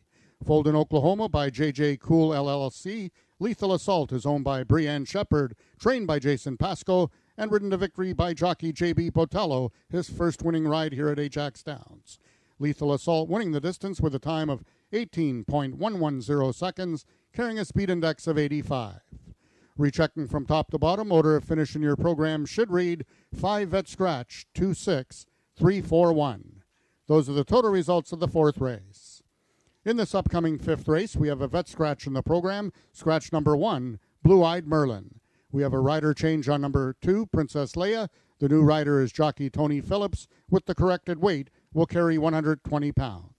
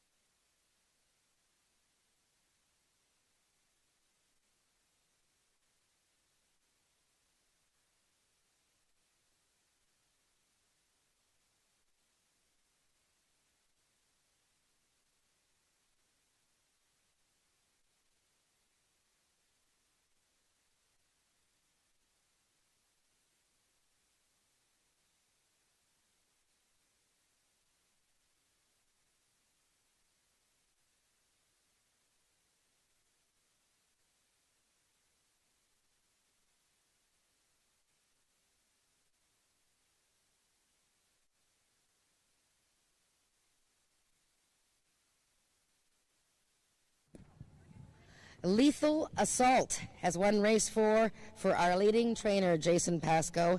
And this brown 3-year-old Oklahoma-bred gelding is owned by his partner, Brianne Shepard. So congratulations to Jason and Brianne. And joining me in the winner's circle with his first win here at Ajax Downs in only his 5th mount is J.B. Botello. Welcome, J.B., to Ajax Downs. I know you've ridden here a few mounts already, but congratulations on your first win.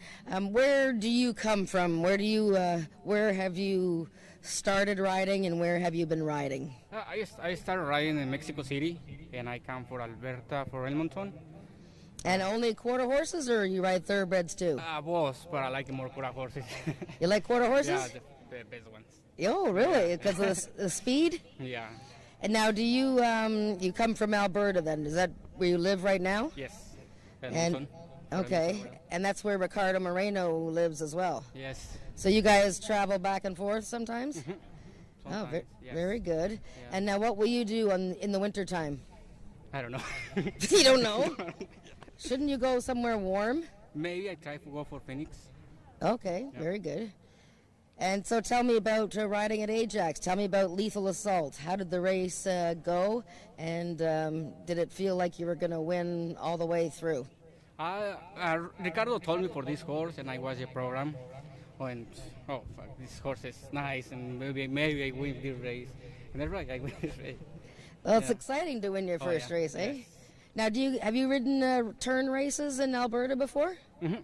Oh, you have? Yes. Okay, so we were pretty excited about our first one here. Oh yeah, I see one. Yeah, it was good, eh? Yes. Yeah, well, hopefully we'll see you riding here again next year. Okay. And good luck for the rest of today. Thank you. Thank you very much, JB. Congratulations. And congratulations to Jason Pasco. And, of course, to Lethal Assault. That's his 3rd win this year in 7 races. We have race 5 coming up.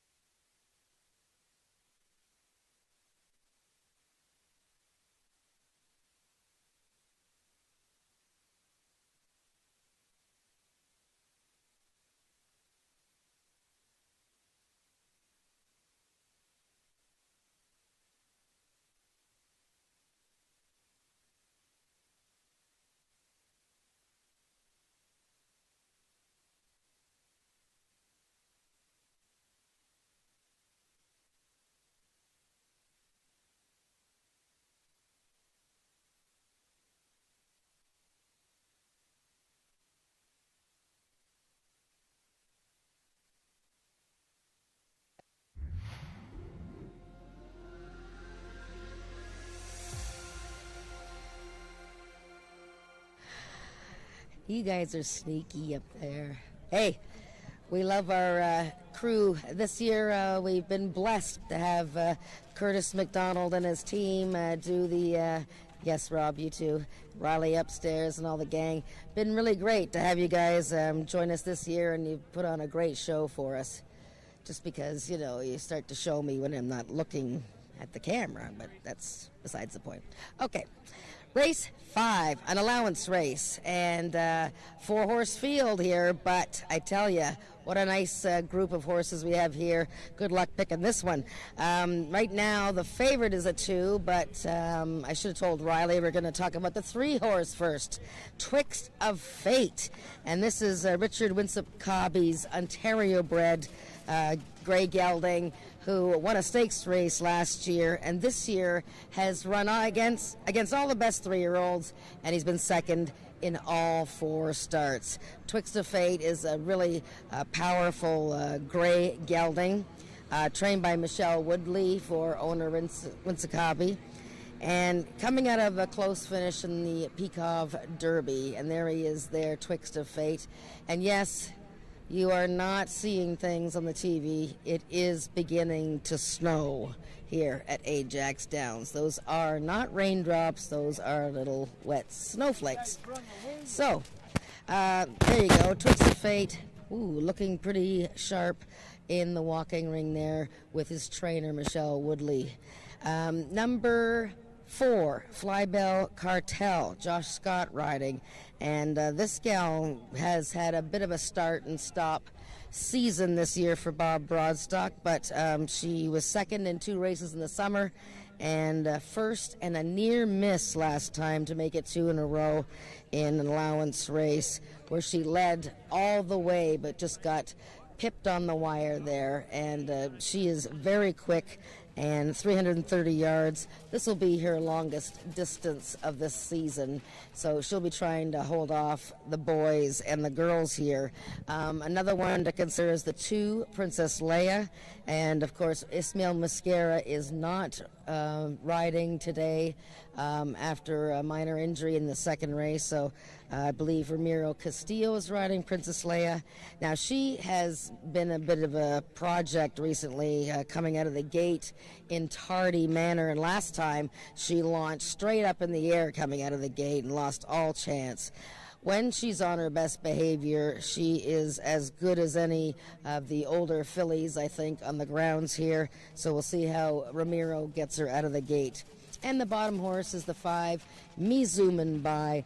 He's one of my favorite horses, and he's very on his toes here with trainer Tom Dunlop. And Tom and Rick Crispy, the owner, have had a good season, 12 wins and 18 seconds and thirds. So that's 30 in the money of 55 starts. And Me Zoomin' By has added to that because he has a win and 4 third-place finishes, and he's going to like the little bit of extra distance here, this 330 yards. He's a good closer, so we'll see how he does on the outside of a very competitive field here. But right now, the 3-horse Twixt of Fate is 1-5. We have 7 minutes to race 5.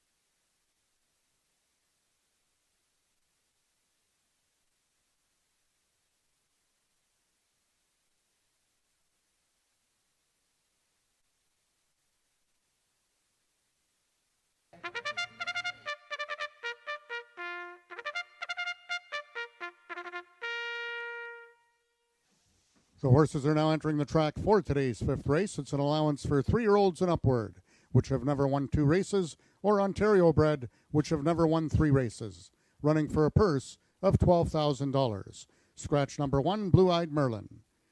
Number 2, Princess Leia, owned by Marie Broadstock and ridden today by jockey Tony Phillips. Number 3 is Twixt a Fate, owned by Richard Winsakabi, Corey Spataro in the irons.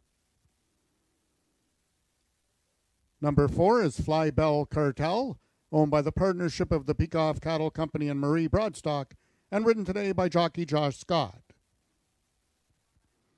And number 5 is Me Zoomin' By, owned by Rick Crispy, Ramiro Sanchez Castillo aboard. That is your field for the fifth race, going a distance of 330 yards. 2 minutes till post time.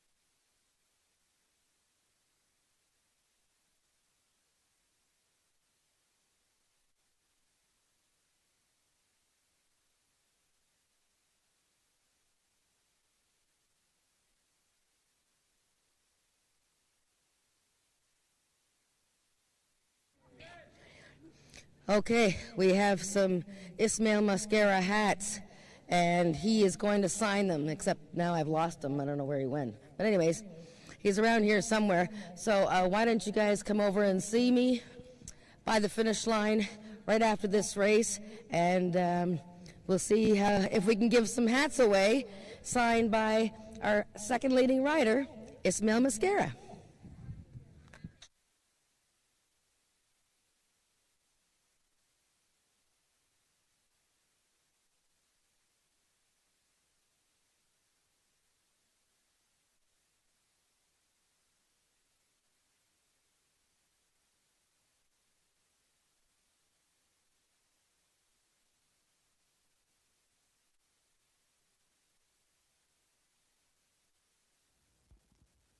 All the horses are now approaching the starting gates. Just 1 minute till post time. They'll be loading shortly.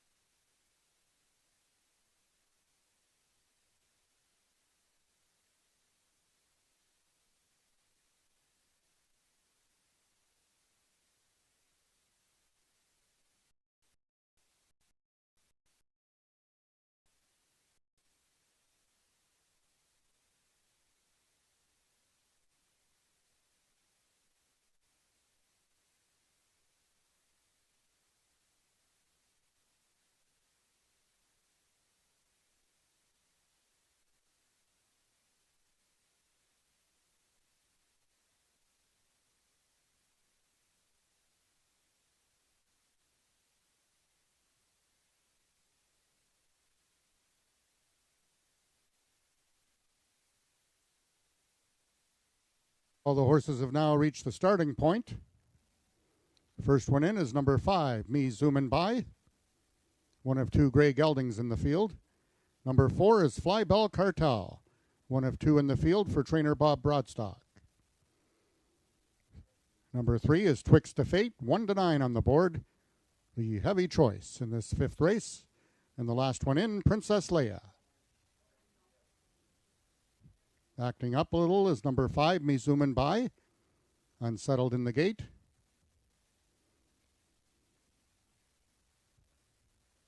They're at the post, and they're off. Veering at the start was Twixt of Fate. Away quickly in the center is Fly Bell Cartel, and then after that slow beginning, Twixt of Fate has exploded to take a 2.5 length advantage. Trying hard is Fly Bell Cartel, but this one's all over. Twixt of Fate will win at 1-9 and not disappoint the fans. Second was Fly Bell Cartel.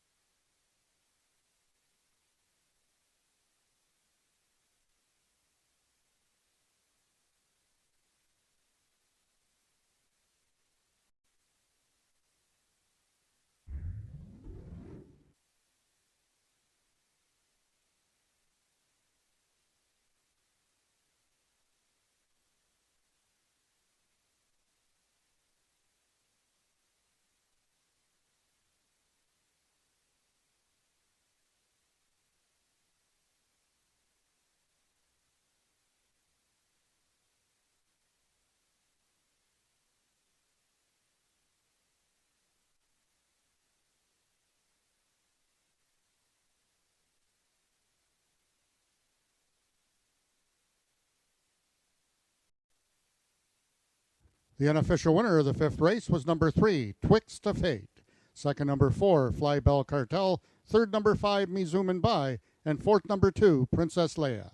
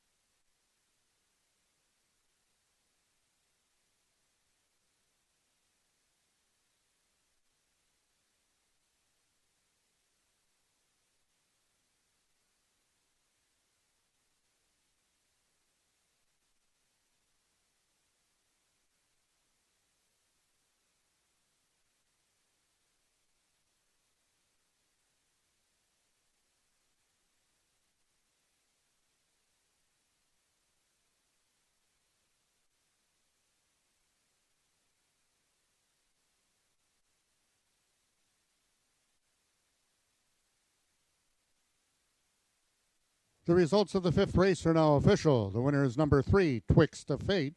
3-year-old Grey Gelding by Streakin' 6 Cartel out of Isa Quick by Isa Special. Foaled in Ontario by Gary McNichol.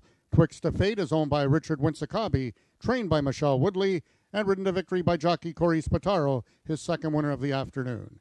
Twixt of Fate winning the distance with a time of 17.072 seconds, carrying a speed index of 90. Rechecking from top to bottom, order of finish in your program should read Vet Scratch 4, 1, 2, 3. Those are the total results of the 5th race. In this upcoming 6th race, just a couple overweights. Number 2, Investments, 5 pounds over, and number 4, Kiss My Crystals, 2 pounds over.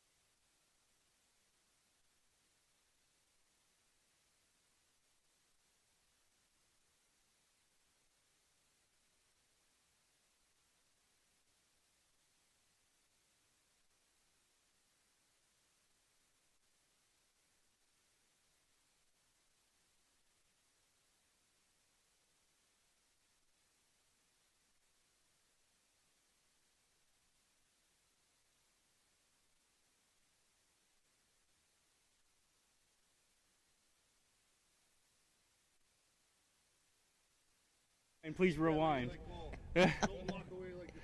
I'm not. Okay. Okay. Yes, I know. Well, because everybody's, congratulating each other on how wonderful they are, and we're enjoying each other's company, and hopefully they're getting me something warm. Corey Spataro, putting an exclamation mark on his season with a victory there. Another victory today, his 32nd of the season, and that was on Richard Winsacoppi's Twixt of Fate, 1-9.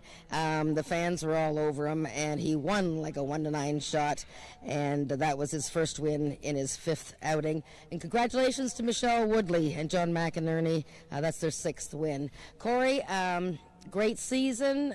You won stakes races. You're in with a great barn, but you also had some other good mounts, including this fellow, Twixt of Fate. 2 second place finishes that you were on him. He was second 2 more times, but you got him to get the win today. What was the difference? I guess the company? I'd say so. I mean, he's an awful nice horse, and this year he really, really matured. I only started kind of riding him this year, and he was kind of unpredictable in the beginning stages of the season, but I kind of befriended him, and we kind of just formed a good bond where we trusted one another, and we just click, and it was nice. He's a nice horse. And highlights for you this year, I'm sure there are many. You had 2 4-win days and stakes wins, and you had a favorite horse this year. But is there one race that stood out or one moment? I think the 2 track records for the year was a nice welcome surprise.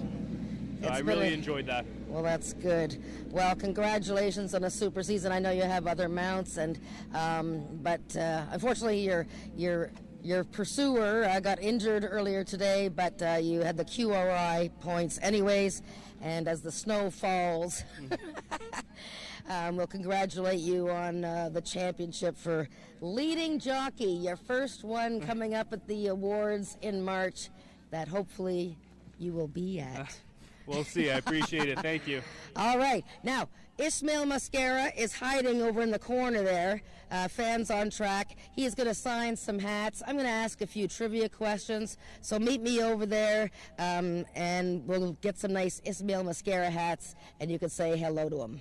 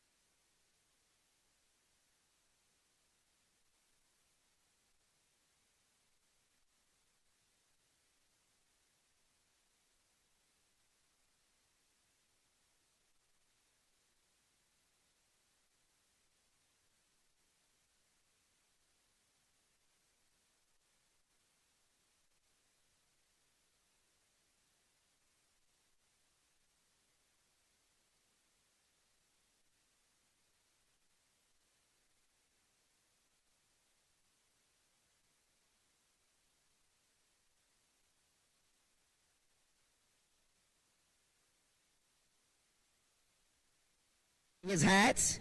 Oh, there we are. Ismail's giving away his hat, but first I want to know some answers to some trivia questions here, okay? First of all, the first person to tell me how many wins Ismail had at Ajax this year. 27. You're the winning. Okay, there you go. And Ismail will sign a hat for you. Okay.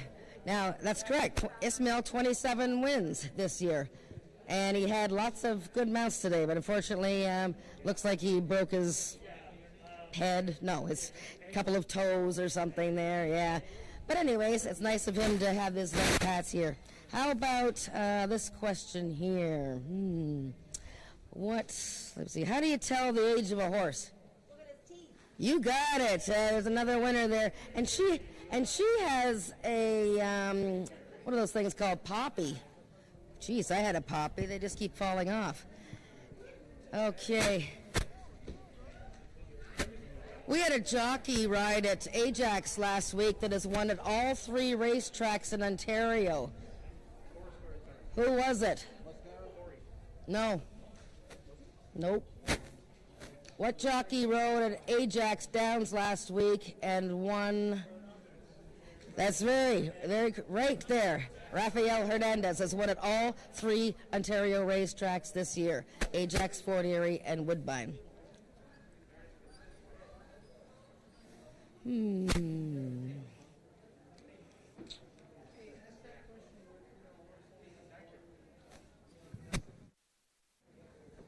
Oh.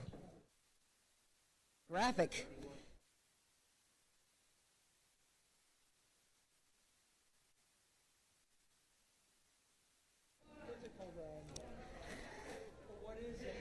How do you measure a horse? Hands. There's another winner. Hand is 4 inches. Yes. I mean, sorry, this way. Okay, let's see here. Wait. What is the name of the horse that won the first 770-yard race today? No, not the foal horse. I want the horse's name. You got it. There you go, young lady. Go and get your hat from Ismail and say hello. Okay, I'm going to do some more right after this race. Righteous.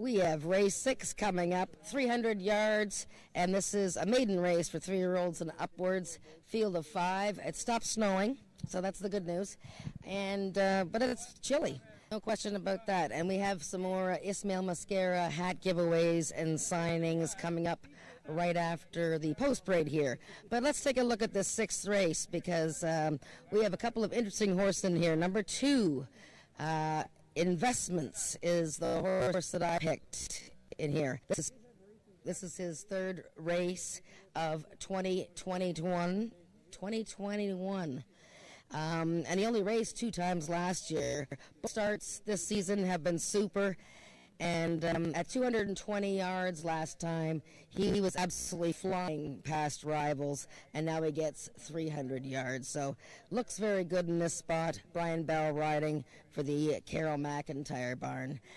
Number 5 right now taking all the betting support is 'Cause I Can Jump. And this gal is a half-sister to one of this season's multiple winners in Jumpin' Bojangles. And 'Cause I Can Jump finished 2nd in her most recent race when Investments was flying for 3rd. But he looked like he was going to be blowing by everybody, whereas she gets more distance, and I'm not sure she'll be able to hold him off. But I can tell you one thing, the Peggy Byrne contingent with this filly is a big one, so there'll be lots of screaming when she runs. And Cassandra Jeske rides, and she has ridden for the Peggy Byrne barn with success this season. And number 4, Kiss My Crystals. Here's a gal who probably should have won her maiden by now, but she's hasn't helped herself much. Lunging at the start and having some issues breaking properly from the gate. That's what happened last time at 220. But if she breaks well, she's going to be right there. She is a talented filly and owned by Rick Crispy. So those are your horses for race 6. We have 6 minutes to the 6th, and we're going to give away some more hats.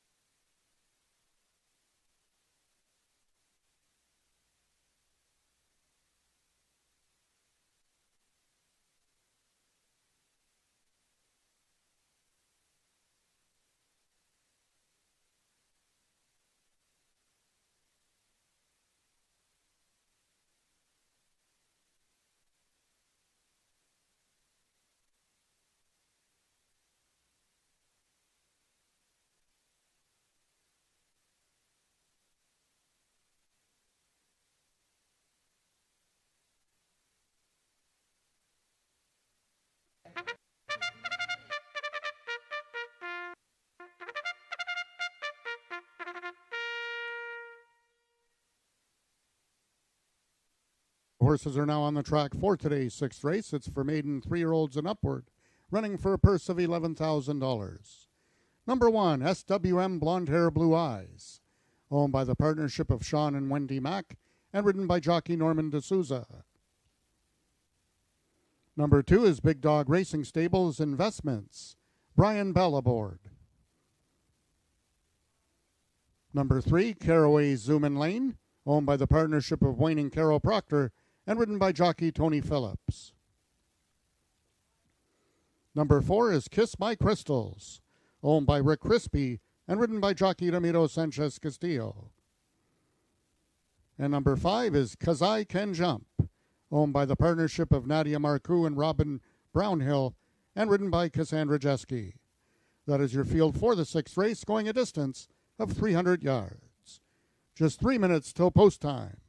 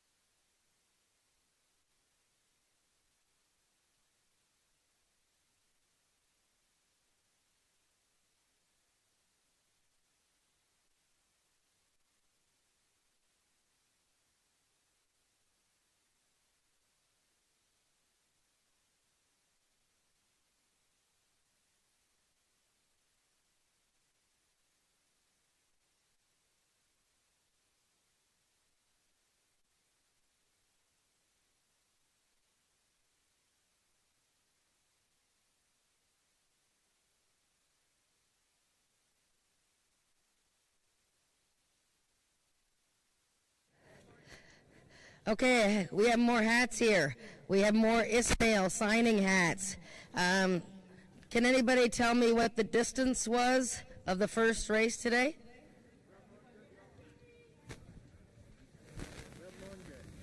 No? Close. Who's talking? Yes. Go get your signed hat, one of you. Okay, we got another signed hat. Okay, we're going in the gate in this race.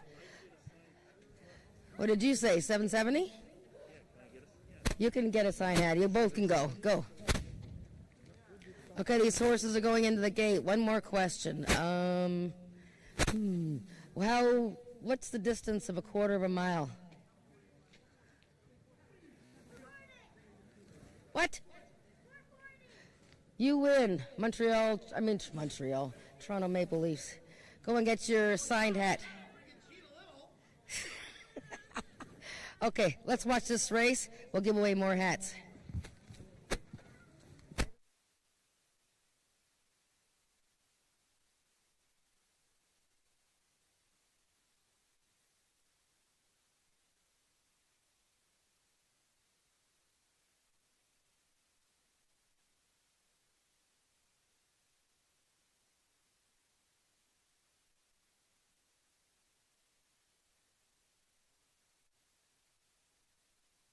All the horses have now reached the starting point. It's post time.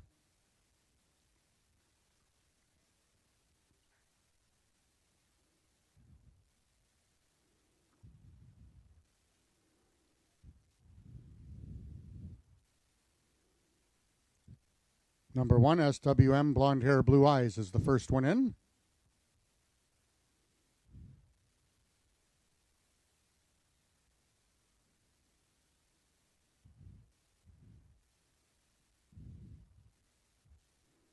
Number 2 is Investments. Currently the co-favorite on the board with number 4, Kiss My Crystals. Kiss My Crystals is in. Number 5 is 'Cause I Can Jump, And the last one to load, number 3, Caraway Zoomin' Lane. Acting up in the gate, number 1, SWM Blonde Hair Blue Eyes. Unseating jockey Norman D'Souza, which is climbing back aboard.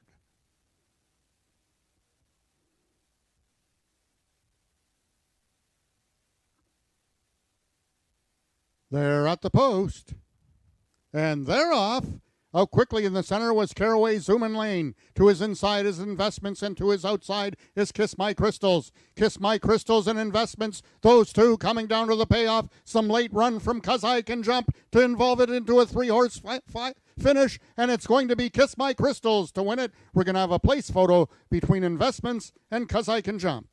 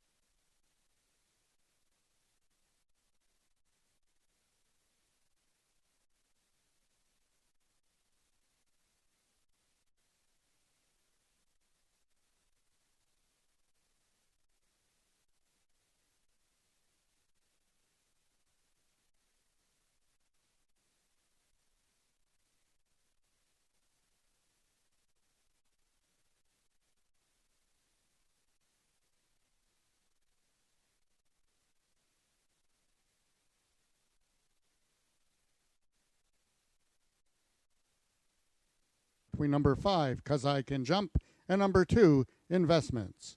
Fourth was number 3, Caraway Zoomin' Lane.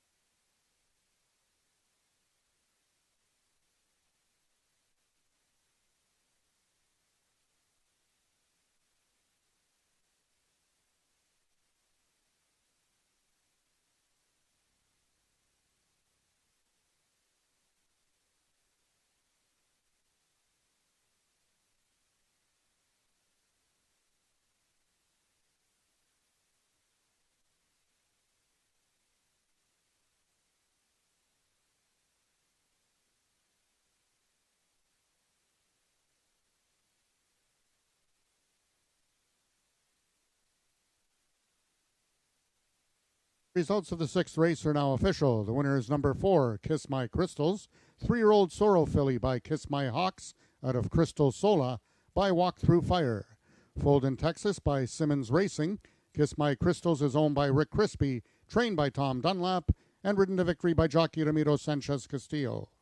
Kiss My Crystals winning the distance with a time of 16.178 seconds, carrying a speed index of 69. Second, number 5, 'Cause I Can Jump. Third, number 2, Investments. Rechecking from top to bottom, order of finish in your program should read 5-3-4-1-2. Those are the total results of the 6th race. In this upcoming 7th race, just the following overweights. Number 2, Signature Rise, is 5 pounds over, and number 6, Just Steppin', 4 pounds over.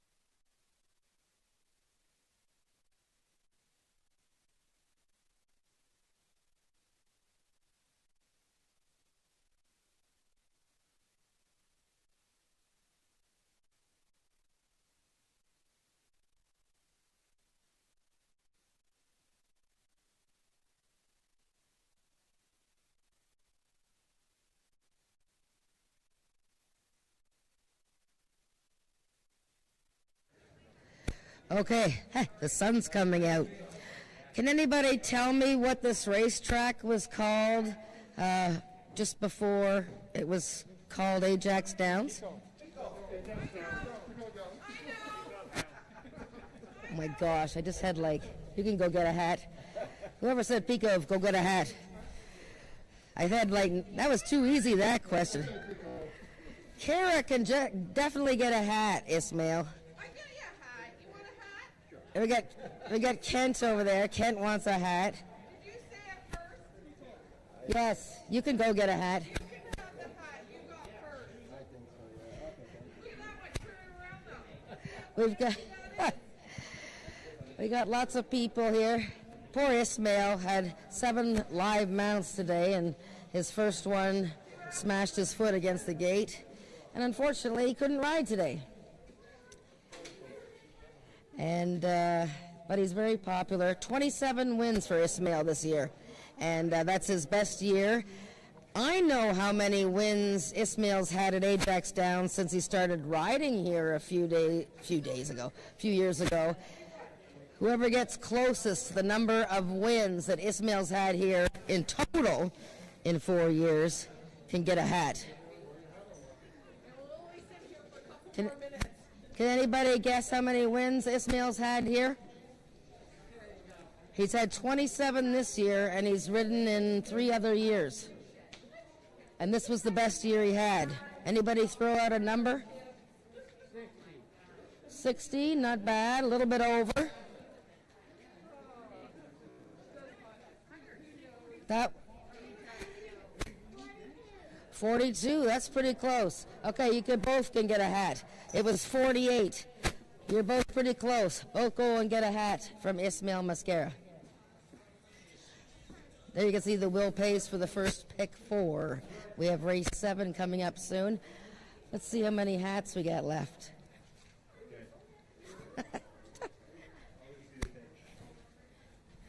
How we doing over here, Ismail? Very good, thank you. Having fun. Hey. That was kind of an evil laugh there. How many more hats you have? Yeah, 1, 2, 3, 4, 5, 6, 7, 7 more. That's it? That's it. Okay, 7 more hats. Just hit Entourage. Oh, just him. We only have 7 more hats. Okay, that's the end of the hats. Unless you want to buy an Ajax hat. I mean, look at this stuff over here. Oh, wait, I'm not on camera. Never mind. But anyways, we got some nice stuff here. And don't forget, we got these great T-shirts. It's beautiful T-shirt weather. Love this weather, T-shirts. Okay, we're going to meet the field for the 7th in a couple minutes.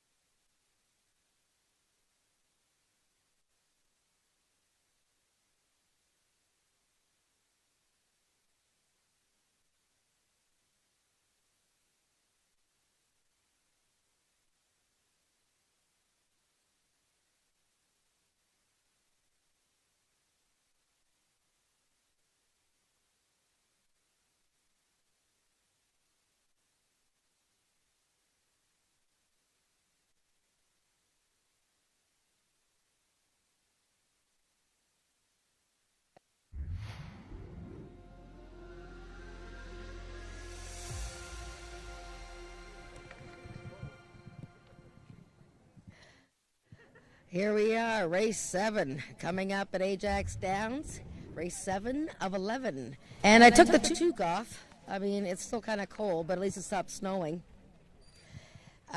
We have a nice little field here. Race 7 is Ontario-bred maidens, 3-year-olds and upwards. And we just finished giving out some hats, Ismail Mascara hats. He was signing for the fans here. And unfortunately, he's going to have to nurse his fractured toes there over the next little while. This race here, big favorite on the board, and I suspect she's going to stay very low odds, and that's the bottom horse, the 6 Jazz Steppin for the Big Dog Racing Stable. This is an Ontario-bred mare. She's had 12 starts to win her maiden, and she's had 3 seconds and 3/3. Not a lot of luck recently, but boy, I mean, she's always right there. And I loved her last race, other than the fact that she came out of the gate and sort of brushed the side of the gate and then lost her path when 2 horses came closing in on her. She dug in and finished really fast, strongly under Rachel Isaacs. I know she was the big favorite that day, and she's going to be the big favorite again. So it's tough to put all your eggs in that sort of basket. But as far as the other horse in the race, I mean, she just looks like the best horse. But if you want to back her up in exactas and trifectas, you can see Carol McIntyre giving her a nice little head rub there. Let's look at some other horses. How about the 2 Signature Eyes? Here's a maiden. He actually won a race in September. He had that stretch duel with Up and Over where the 2 of them were bumping each other all the way down to the finish. He ended up winning by a head, but then was disqualified and placed second. After that, he went 2 races that were much shorter distances, finished 5th and 3rd. Now he gets a little bit more distance off his latest. Finished evenly in his most recent start, and Brian Bell rides. I think this horse has got a really good chance to, possibly upset the favorite if she doesn't come out of the gate properly. So again, he's probably wants even more distance than he gets today. But Signature Eyes, owned by Howard Walton, by that thoroughbred stallion Signature Red, who had a winner last week. And the 1 horse, Caraway's Jenny Lane, very intrigued by her. Her first race was quite good, and 2 weeks later she ran in an Ontario-bred maiden race, and she didn't really get going until the race was actually over that day. It was 250 yards, so I think Caraway's Jenny Lane, who's listed as a black filly, the fact that she gets more distance and Tony Phillips is returning to ride helps her cause. We have a couple of lightly raced horses here, and an awful lot of geese flying over my head right now. Country Chicks Rock, who just took a big bet, 4-5. Had a bit of a botched beginning to her first race when she veered into the start, but boy, she's by a top sire in Country Chicks Man. And, she has every right to improve. And the first-time starter in the field, Isa Cocoa Puff. This is a half-sister to Isa Dexter, who did so well, won many races for owner, breeder, trainer Chantel Bourgeois. So everybody looking pretty good in the walking ring here. The geese have flown, and we're ready for race 7. So that's coming up in 5 minutes.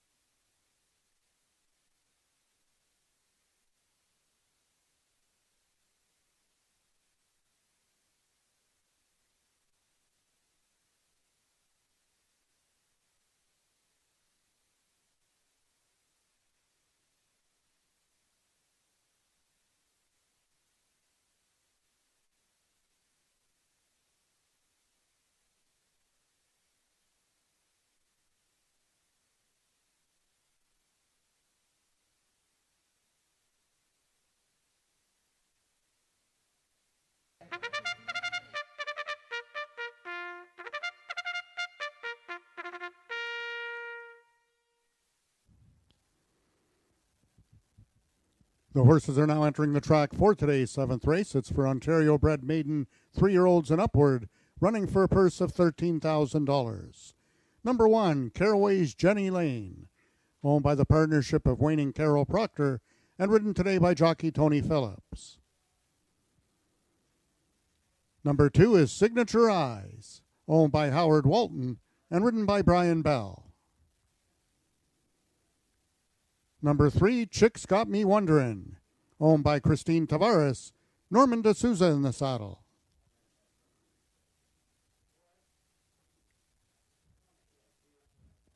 Number 4 is Country Chicks Rock, owned by the partnership of Dan Giles and Mary Scramma, and ridden by Neil Husbands. Number 5 is Isa Cocoa Puff, owned by Chantal Bourgeois, and ridden by Cassandra Jeske. And number 6 is the Big Dog Racing Stables Jazz Steppin', Rachel Isaacs aboard. That is your field for the 7th race, going a distance of 300 yards. 2 minutes till post time.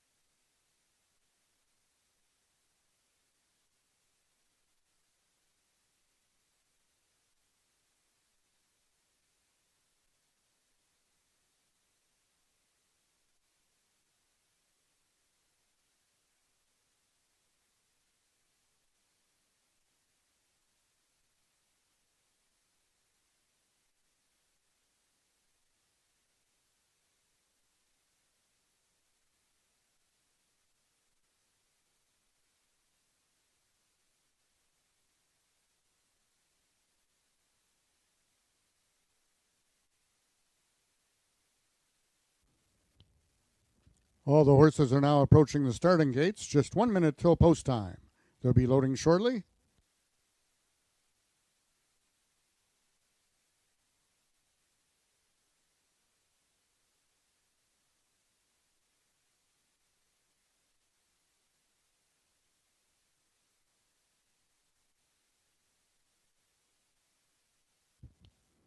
The horses are now entering the starting gates.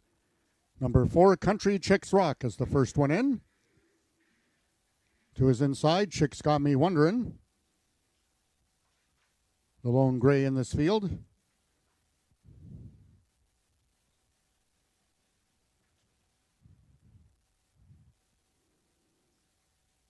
Isa Cocoa Puff making her lifetime debut is in. Favorite number 6, Jazz Steppin' is in. The last 2 to load, both from the inside stalls. Number 2, Signature Eyes. And then number 1, Caraway's Jenny Lane.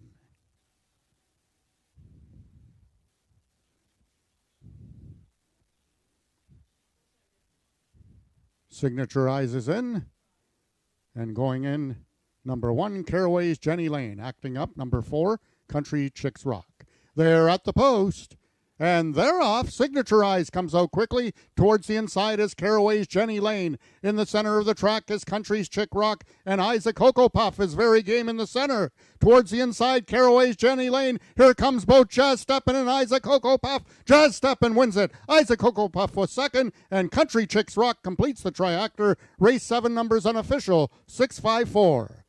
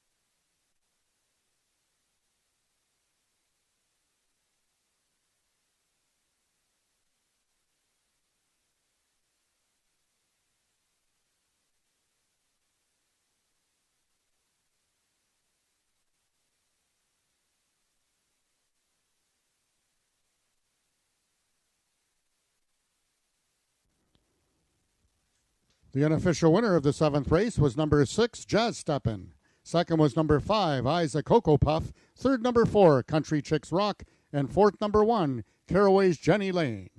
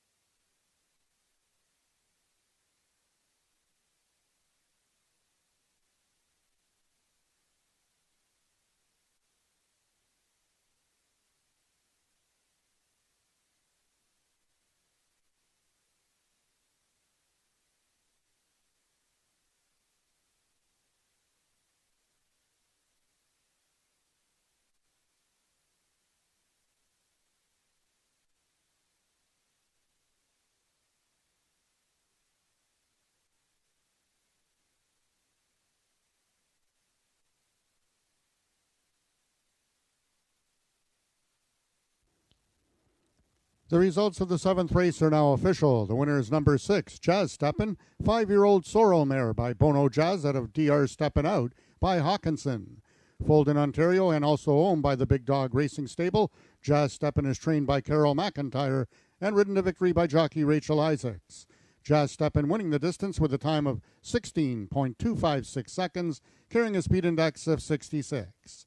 Rechecking from top to bottom, order of finish in your program should read 456-321. Those are the total results of the 7th race. In this upcoming 8th race, the following overweights. Number 1, Cool Castillo, 2 pounds over. Number 2, Winning Okie, 4 pounds over. And number 3, Hanover Hill Viola, 5 pounds over. Race 8 is Race A of the late pick 4.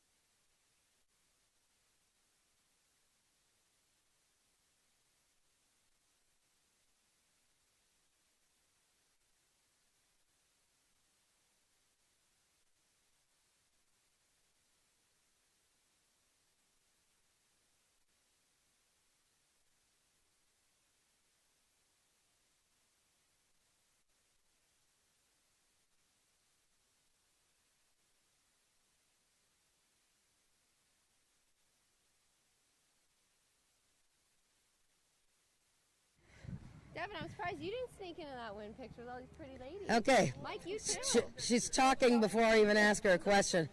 Lots of happy faces here. Look at behind me. Oh my gosh, now we got people cheering it. Rachel Isaacs has guided Jazz Steppen to victory. The favorite players are having a great time today. Congratulations to Jazz Steppen. Finally got her maiden win in her 13th attempt, and that's for the Big Dog Racing Stable of Carol and Dave McIntyre, an Ontario bred. And Rachel is here with her mother and a whole other bunch of groupies here.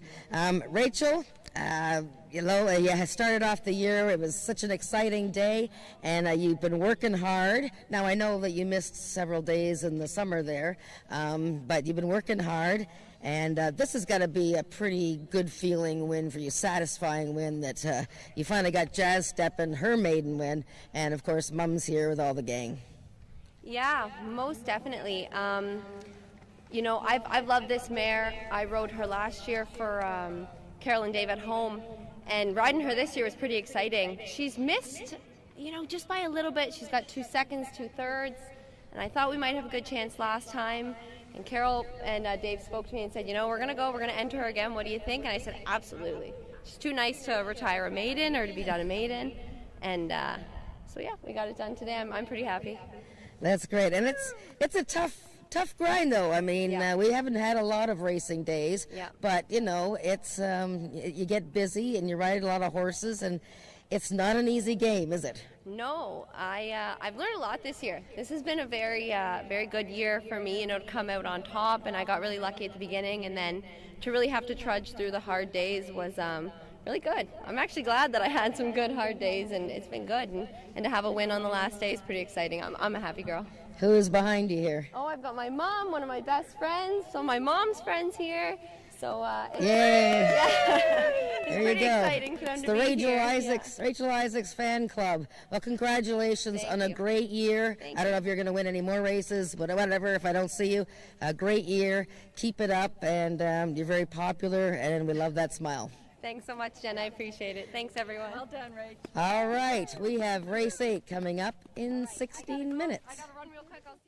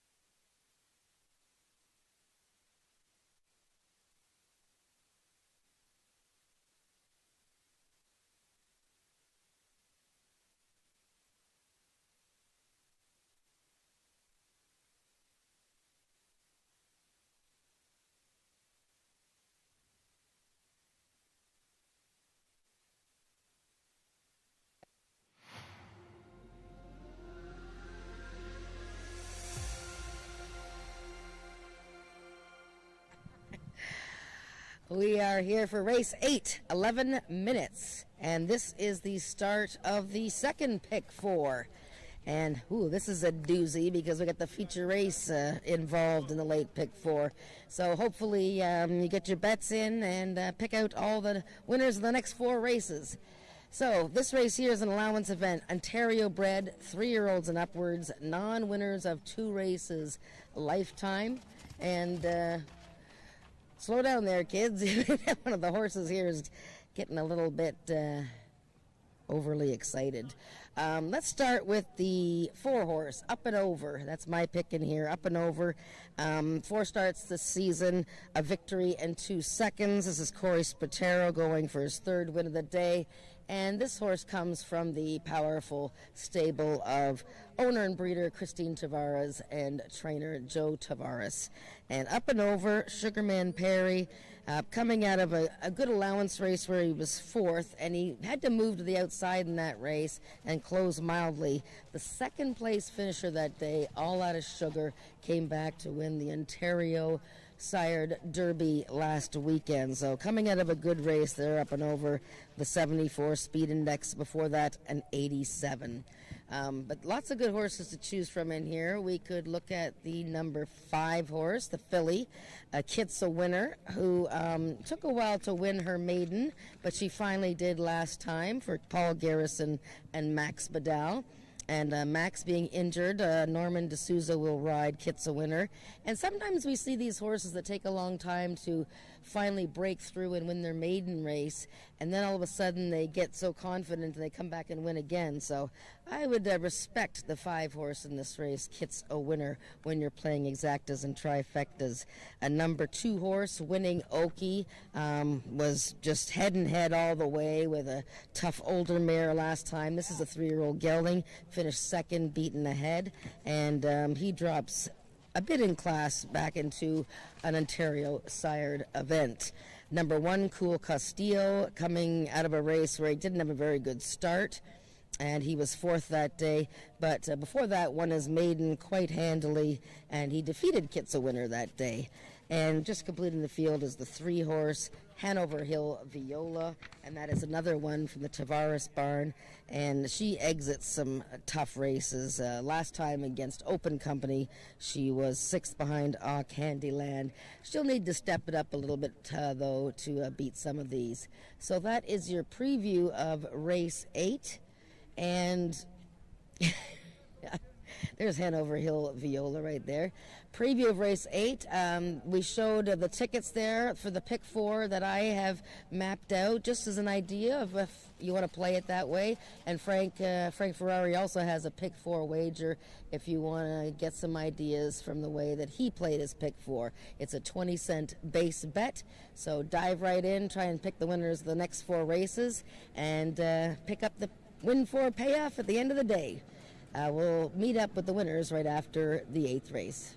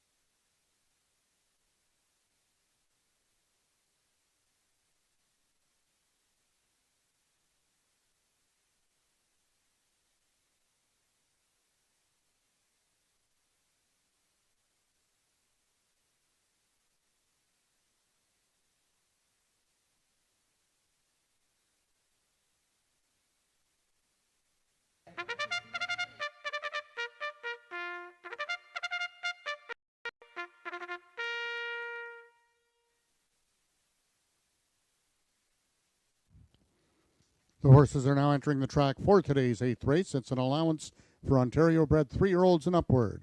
Non-winners of 2 races lifetime, running for a purse of $14,000. Number 1, Cool Castillo, owned by Rick Crispy and ridden by jockey Ramiro Sanchez Castillo. Number 2 is Winning Okie, owned by the partnership of Earl Foster and Ross Leach, Rachel Isaacs aboard. Number 3, the Peikoff Cattle Company's Hanover Hill Viola, the jockey Brian Bell. Number 4 is Up and Over, owned by Christine Tavares, Corey Spataro in the saddle. And number 5 is Earl Foster's Kit's a Winner, ridden today by jockey Norman D'Souza. That is your field for the 8th race, going a distance of 330 yards. 4 minutes till post time. Race 8 is Race A of the late Pick 4.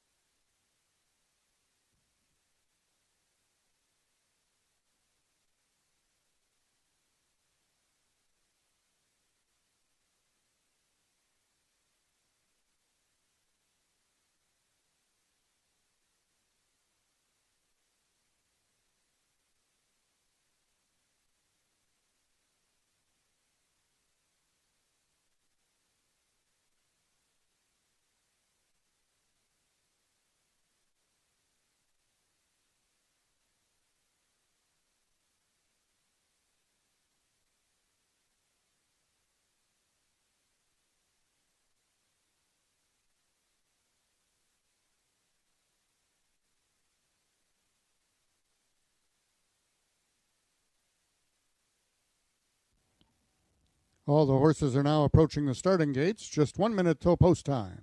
They'll be loading shortly.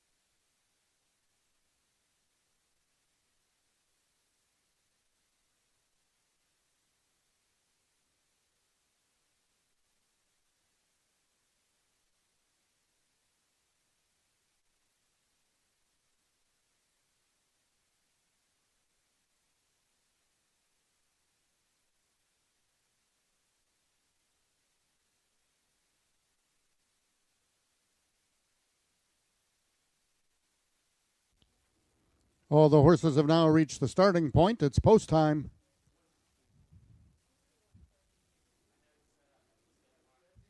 The horses are now entering the starting gates. First one in, number 1, Cool Castillo, currently the co-choice on the board at 9-5, trying to give Rick Crispy and Tom Dunlap and Jockey Ramiro Castillo their second win of the afternoon. Winning Oki is in. Rachel Isaacs trying to win back-to-back races. Hanover Hill Viola for the Peacock Cattle Company looking for their second winner. Up and Over is in. Corey Spataro looking for his third win of the afternoon. And the last one to load, number 5, Kit's the winner. They're at the post. Unsettled in the gate, number 2, Winning Oki. And they're off. Out quickly on the outside is Up and Over. Away second towards the inside is Winning Oki. Along the fence is Cool Castillo. Cool Castillo comes through now with Up and Over, and it's those two coming down to the payoff. Up and Over on the outside. Cool Castillo from the inside. Who's it going to be? Picture time. A photo for win between Up and Over and Cool Castillo. Winning Oki finished third.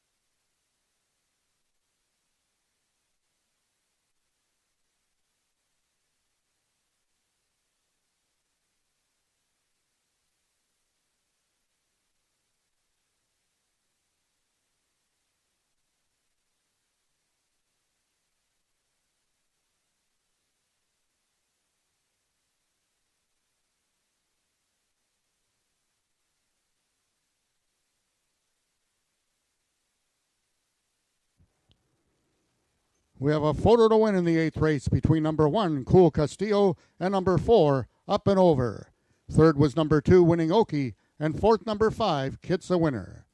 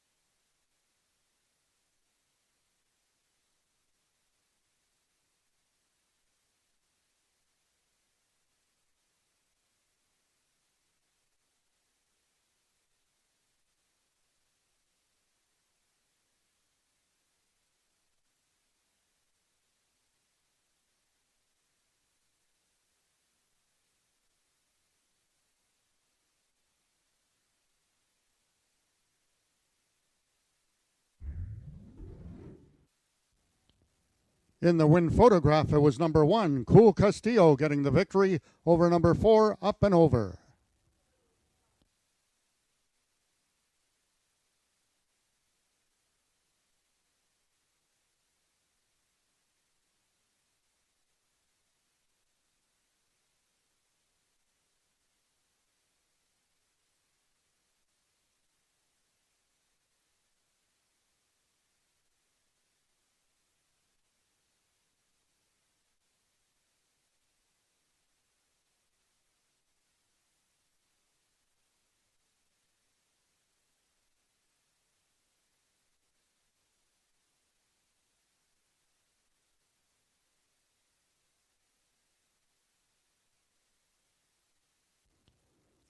The results of the 8th race are now official. The winner is number 1, Cool Castillo, 3-year-old chestnut gelding by Cool Wagon out of Trace A's Smooches by Trace A's.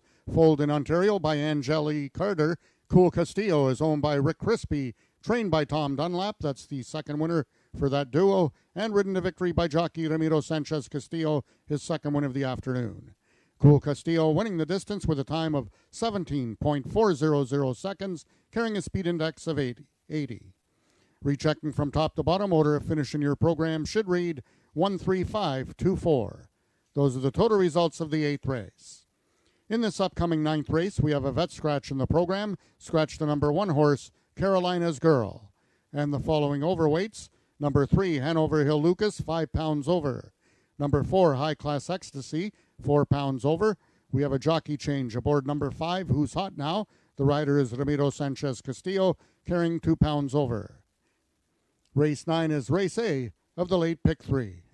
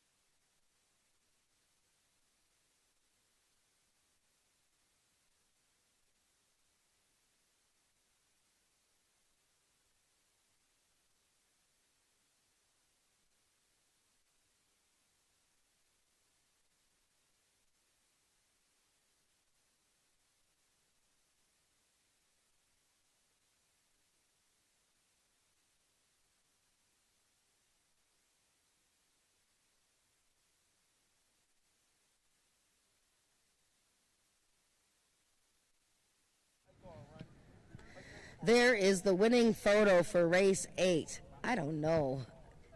Ramiro Castillo is with me. He's on the 1 horse, and he won the race. Mr. Castillo on Cool Castillo, winning by, I don't know, maybe about an inch over, up and over. Yes, I think it was an inch. Rick Crispy, winning owner, Tom Dunlop, winning trainer, and Ramiro with his 21st win of the AjaxDowns season. A good year for everybody mentioned there. And Cool Castillo, his second win in his last 3 starts, bred by Angel Carter, who was here today with her nice Ontario bred. Ramiro, been a good season for you, joining forces with Rick Crispy and Tom Dunlop. 21 wins for you. You've ridden a lot of different horses for other people, but did you have a favorite race or a favorite moment of this year? You know, first, I need to thank you, Mr. Crispy and Tom Dunlop, for giving me this opportunity this year. Thank you very much. My favorite horse is, or the best race, Just a Sweet Candy. Oh, right. Okay, yes. She raced here a few times, didn't she? Yeah, went to races in here. That's right. Just Sweet Candy. There he is, Mr. Crispy. Cool Castillo. Now, you're trying to tell me that you thought you won that race. You know, I'm fighting very, very, very hard with Cody, but my horse in the middle of the race, when they pay attention in the touch screen, okay, we're more focused on the touch screen than the track, but finally. I think horses do sometimes look at that video board, right? They do seem to get distracted by that, don't they? Yeah, but you know, no, I think not much horses, not only when horses go inside or very crazy, but nah, very crazy. No problem. Well, you feel good about your year this year, 21 wins. I know we have some more races to go, but are you happy with your season? Oh, yeah, no, you know, it's just after the pandemic, everybody is happy, no? We have job, races, it's okay. That's good. And you and your son will be heading to Mexico as soon as the Woodbine season ends? I hope so. Okay, well, hopefully you can pack me in the suitcase and take me with you. Perfect. Okay. Deal. Well, congratulations, Ramiro Castillo, on a great year and another victory there. Cool Castillo, Rick Crispy, Tom Dunlop, and the nice chestnut gelding, Ontario bred by Angel Carter. And the horses are coming over for race 9.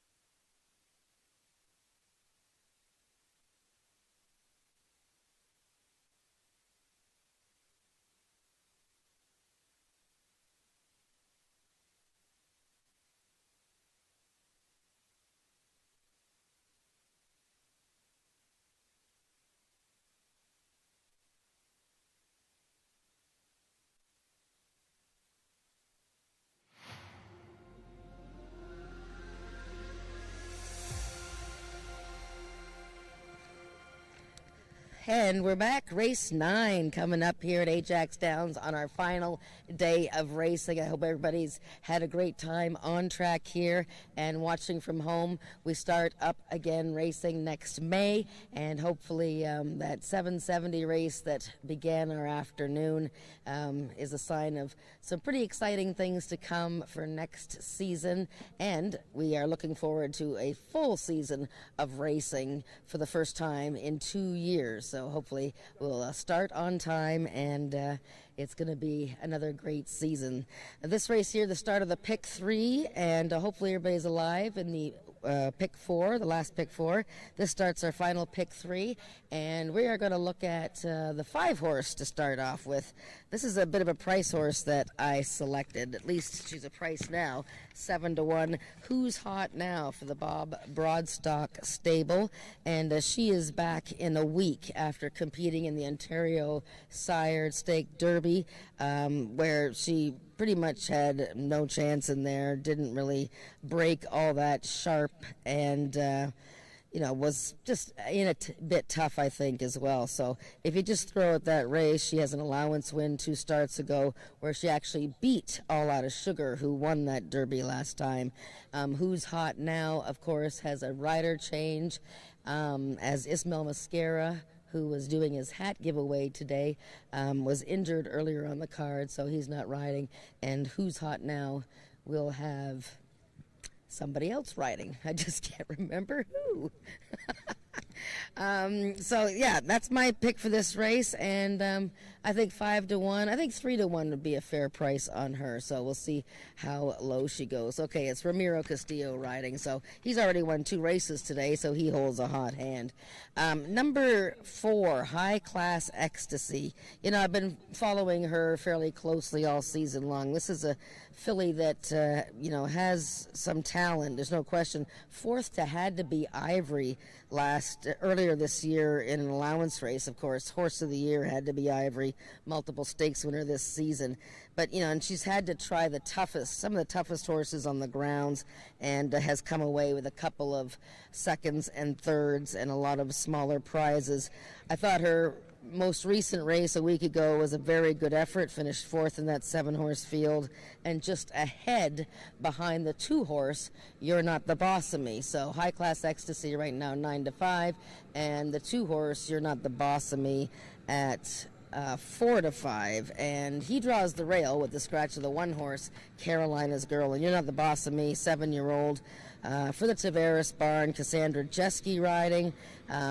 Solid effort last time, went 3rd in a SpeedX event, just a level higher, so he fits quite nicely in this race. And this is for the Tavares barn that's had another solid season. The 3-horse is Hanover Hill Lucas, a 3rd in his most recent start. He shortens up in distance. This is a horse that has a maiden win, but he actually didn't win that day. He was placed 1st, so he has yet to cross the finish line in front. The 6-horse, I Want a Corona, coming back in a week, has been giving himself a lot of extra work to do with his slow starts, his hopping at the start of his races, so he's going to need to get away a lot better. And the bottom horse, Chiseled Man for the Rick Kennedy barn, 3rd in his most recent. Winning Okie was 2nd in that event, and we just saw him race in the previous event. So looking at the 5-horse Who's Hot Now at 3-1 with the 2 and 4 in there for the exactas. Good luck with your wagers, your pick 3, and we'll catch up with the winning connections right after this race.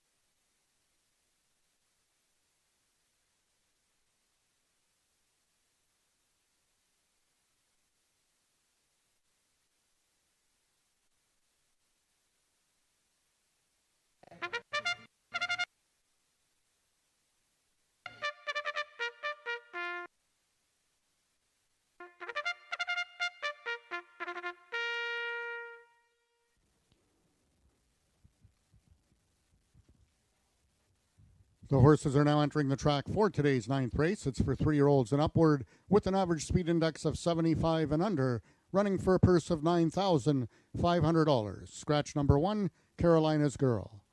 Number 2, You're Not the Boss of Me, owned by Christine Tavares and ridden by Cassandra Jeske. Number 3 is the Peikoff Cattle Company's Hanover Hill Lucas, Brian Bell in the saddle. Number 4 is High Class Ecstasy, owned by Marissa Hutchinson and ridden by jockey 10 Harriot. Number 5 is Who's Hot Now, owned by the partnership of Marie Broadstock and Josie Pema and ridden by Ramiro Sanchez Castillo. Number 6 is Ah Juana Corona, owned by Debbie Slater and ridden by Norman D'Souza. And number 7 is Chiseled Man, owned by Rick Kennedy, the jockey Tony Phillips.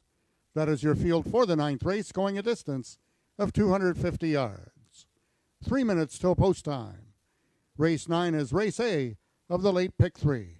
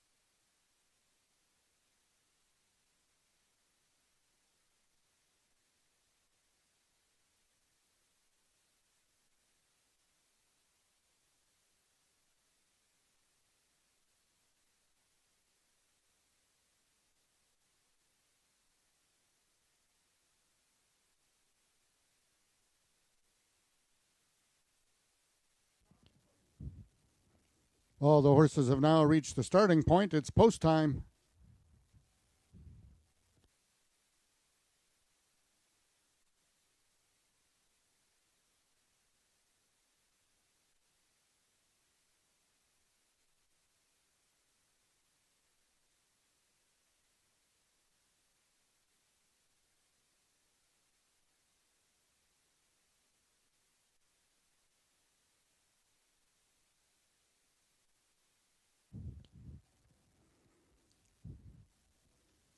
The horses are now entering the starting gates. First one in is You're Not the Boss of Me. One of 2 in this field for Joe Tavares. Number 6, Ah Juana Corona goes in. There's number 3, Hanover Hill Lucas, the longest shot on the board at 21-1. Number 7, Chiseled Man is in. Currently the second choice at 2-1. High Class Ecstasy is in.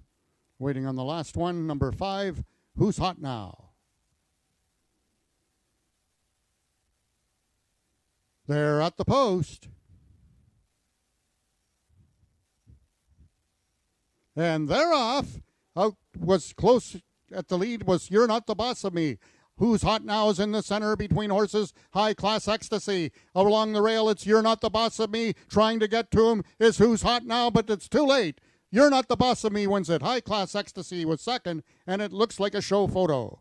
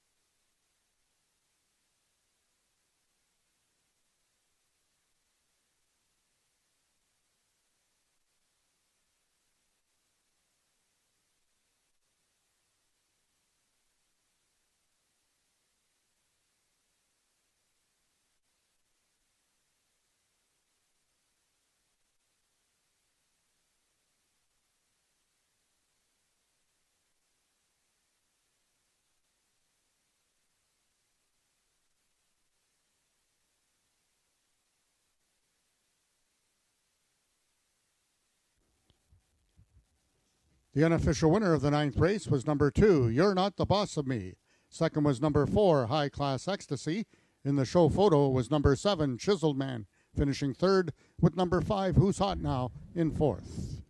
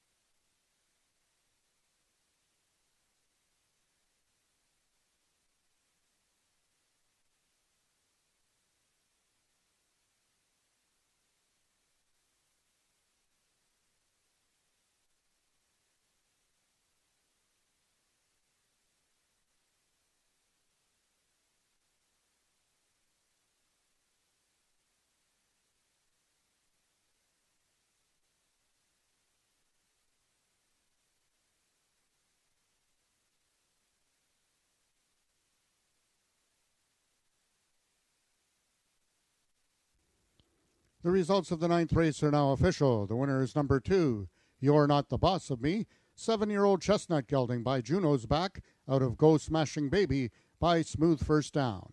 Bred and owned by Christine Tavares, trained by Joe Tavares, and ridden to victory by jockey Cassandra Jeske, her second win of the afternoon. You're Not the Boss of Me, winning the distance with a time of 13.772 seconds, carrying a speed index of 75. Rechecking from top to bottom, order of finish in your program should read Vet Scratch 1, 62453. Those are the total results of the 9th race. In this upcoming 10th race, we have a jockey change on number 2, Carneros. The new rider is Brian Bell.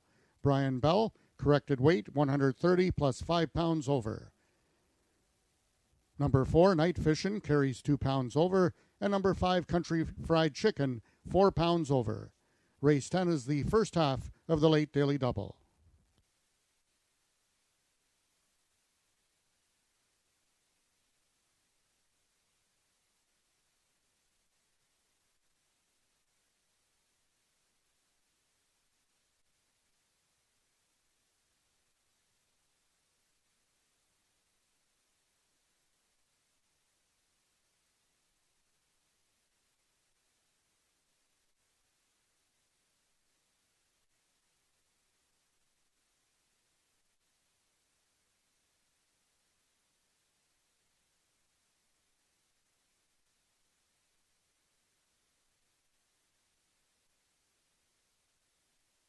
In the face of it when we come out. There's the photo for the 9th race on the inside. Another Tavares winner. This is You're Not the Boss of Me, 7-year-old gelding by Juno's Back, trained by Joe Tavares for Christine Tavares, and Cassandra Jeske with another win. And she looks like she won that race pretty good. 10 Harriet, second on High Class Ecstasy. I picked her second. Tough luck, 10, but I know you're going to get a victory next year for sure. Cassandra, tell me about your year. Pretty steady, I would think. Maybe a little bit slow to start, but you had a pretty steady season, I think. Yeah, it was an all right year. I mean, I wouldn't say it's one of my best years, but you got to have the stock. It was a good year. I'm not going to lie. I'm ready for it to be over and have a break. Yeah, I mean, it's. I think we're all sort of feeling that way. Of course, it is November 3rd, and it's freezing out here. This is warm. We've had snow in October, so don't complain. Yeah, that's true. Well, I'm going to complain anyways. What are you going to do this winter? Haven't decided. Probably eat and sleep. Eat is good. Sleep is good. And what about south? Probably not this year. I mean, I'd like to go on vacation, but we'll see. You got lots of horses to start getting ready for next year. That seems like a lot of work. Yes, it does. We're not ready for that yet. Well, congratulations on a very nice day. You're in the record books, having won the first turn race here at AjaxDowns, so you can ride that for a little while. That would be nice. Yes, exactly. Well done, Cassandra. We'll you. see you in the spring for sure. We have race 10 coming up in 16 minutes.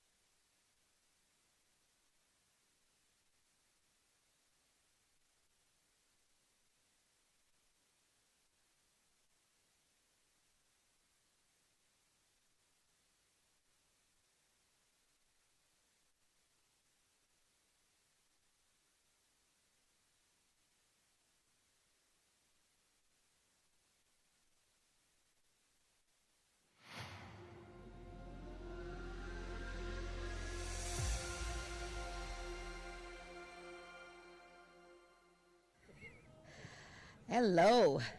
Where am I looking here? Okay, there I am. Hey, we have race 10 coming up here at Ajax Downs, the late double. 2 races left in this 2021 season, and hopefully we'll see everybody back here in the spring, and we're going to have a full racing season with lots of different races at different distances.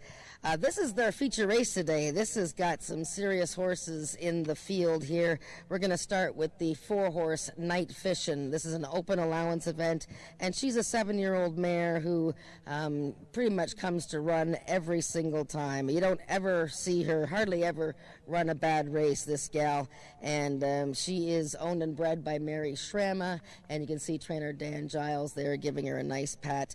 Night Fishin' had her biggest win of 2020, almost exactly a year ago, late last October, when she won the Sprint Series Leg 3 and beat Carneros, who she meets here today. So Night Fishin', 330 yards, very good distance for her. She's right in the middle of the field, and Ramiro Castillo holding a hot hand today. He's looking for his 3rd winner. Now, the 2-horse Carneros, very sharp in the walking ring here. He was quite feisty, and this is one of our top older horses for several seasons. He's got 11 wins in 39 career races. He set a world record for 110 yards a couple of seasons ago. And this year he comes off a victory at 250 yards with a 101 speed index, matching some of his best numbers. And 330 yards might be a little bit further than he wants to go nowadays, but boy, he looks very sharp. And riding Carneros is, I believe, who is riding Carneros? Don't know. Okay, it was supposed to be Ismail Mascara, but hopefully I'll be able to see the changes at the bottom there. But, okay, and let's look at the number 3-horse, 5-bar Fandango. That's Josh Scott riding this mare, who is on a 2-race winning streak, looking for 3 in a row for the Robertson family of Hillsburg. They've had a big season. Once again, 5-bar Fandango, 60 cents on the dollar last time when she won at 350 yards in the mud. Okay, Brian Bell rides Carneros. So that's a good pickup mount for Brian. 5-bar Fandango, she's right beside the other mare in here, Night Fishin', so she'll be strong on the pace, but this field is certainly tougher than the last couple of fields that she's met. And we will complete the field, the 1-horse, Zox to Be You, seeking his first win of the season. He finishes 2nd and 3rd a lot. And most recently was 6th behind Carneros, and he's been chasing some of these. He starts from the rail post with Norman D'Souza, and on the outside, the 5-horse Country Fried Chicken, who is an Ontario bred for Milena Fitchin, 3-year-old who won the Ontario Bred Derby earlier this year. Great season Country Fried Chicken has had. He's won well over $50,000 this year. And J.B. Botello looking for his 2nd win at Ajax Downs. So that's your 5-pack for the first leg of the late double. The second race is a tricky one, so better get to studying that race. Get your late double wagers in, and that'll be it for the season. So we'll catch up with the winners of the 10th race coming up in about 8 minutes.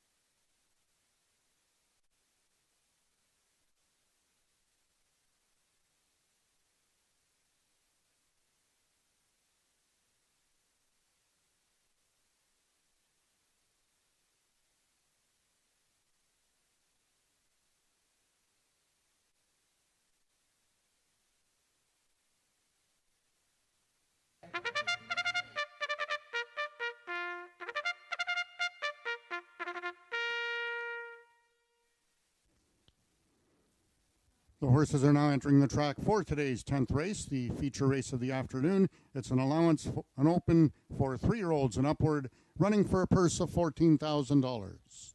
Number 1, Zox de Biu, owned by Steve Hunter and ridden by Norman D'Souza. Number 2 is Carneros, owned by Milena Fitchin and ridden today by jockey Brian Bell. Number 3 is 5 Bar Fandango, owned by the partnership of Carol and Jamie Robertson, the jockey Josh Scott. Number 4 is Night Fishin', owned by Mary Scrama and ridden today by jockey Ramiro Sanchez Castillo. And number 5 is Country Fried Chicken, owned by Milena Fitchin and ridden today by jockey J.B. Botello. That is your field for the 10th race, going a distance of 330 yards. Just 3 minutes till post time.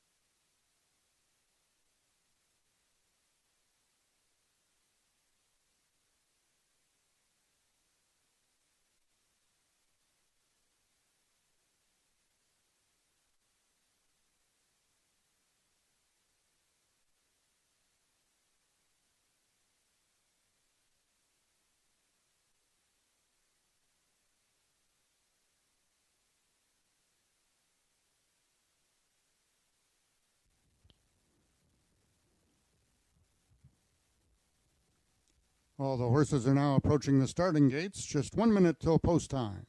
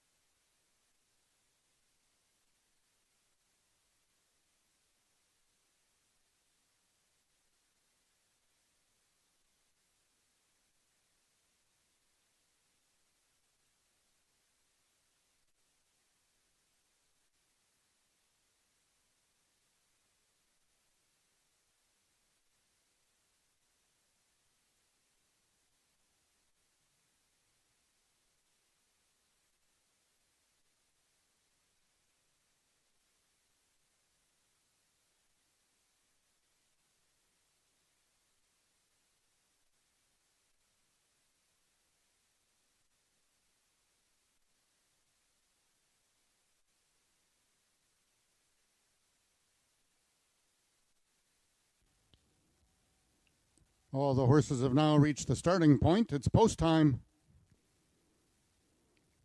Number 1, Zox to Be You, is the first one in. Currently the longest shot on the board at 13-1. Number 3 is 5 Bar Fandango. Number 4 is Night Fishin'. 2, Carneros, 4-5 choice. Waiting on the last one. Number 5, Country Fried Chicken. They're at the post. And they're off. Carneros and Zox to Be You come out the best. From the outside, Night Fishin' is third. Then it's in the center, 5 Bar Fandango in the trailer, Country Fried Chicken. Carneros has taken over the lead in deep stretch. Coming at her is 5 Bar Fandango. Those two at the payoff. Picture time. It looks like the head bob is going to go to Carneros over 5 Bar Fandango.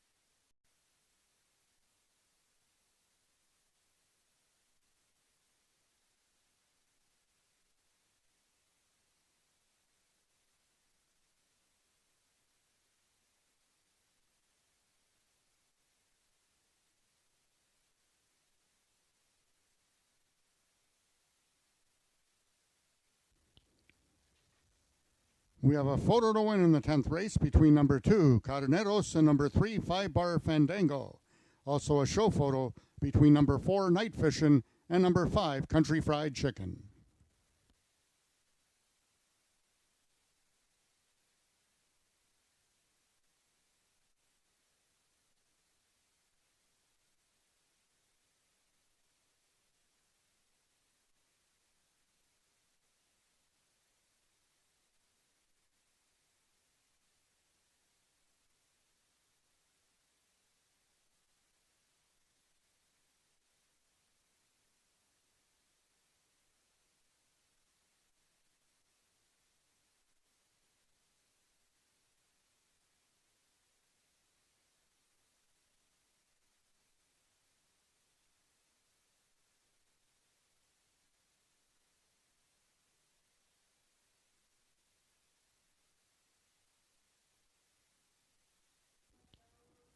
Attention, ladies and gentlemen, we have a Stewart's inquiry in this 10th race regarding the start of the number 5 horse Country Fried Chicken.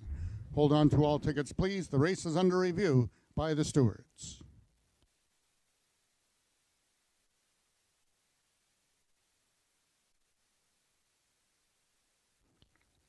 In the win photo, it was number 2, Carneros, getting the victory over number 3, 5 Bar Fandango. And in the show photograph, it was number 4, Night Fishin', third, with Country Fried Chicken in fourth.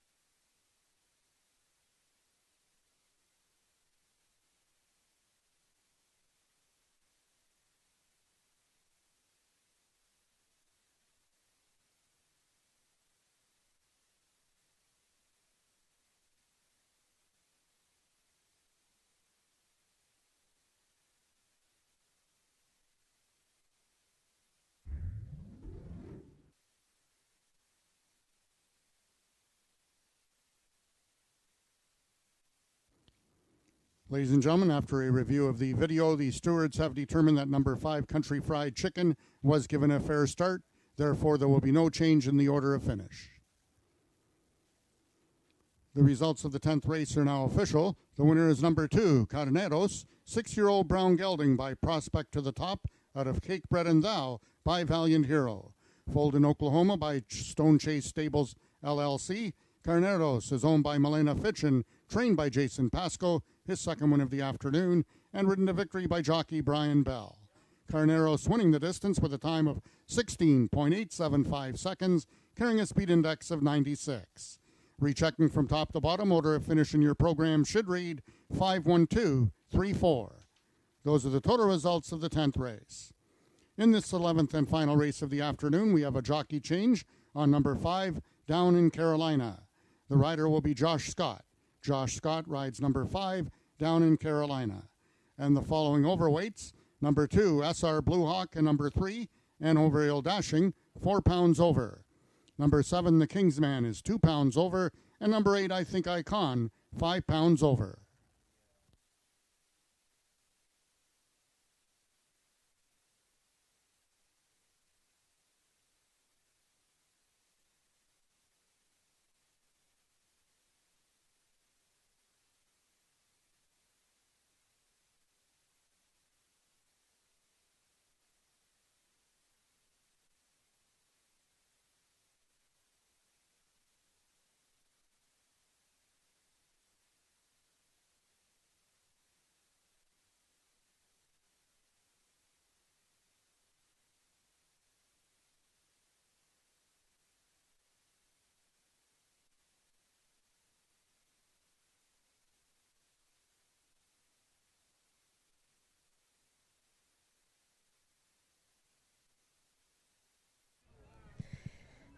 Well, okay, I guess the 2-horse did win.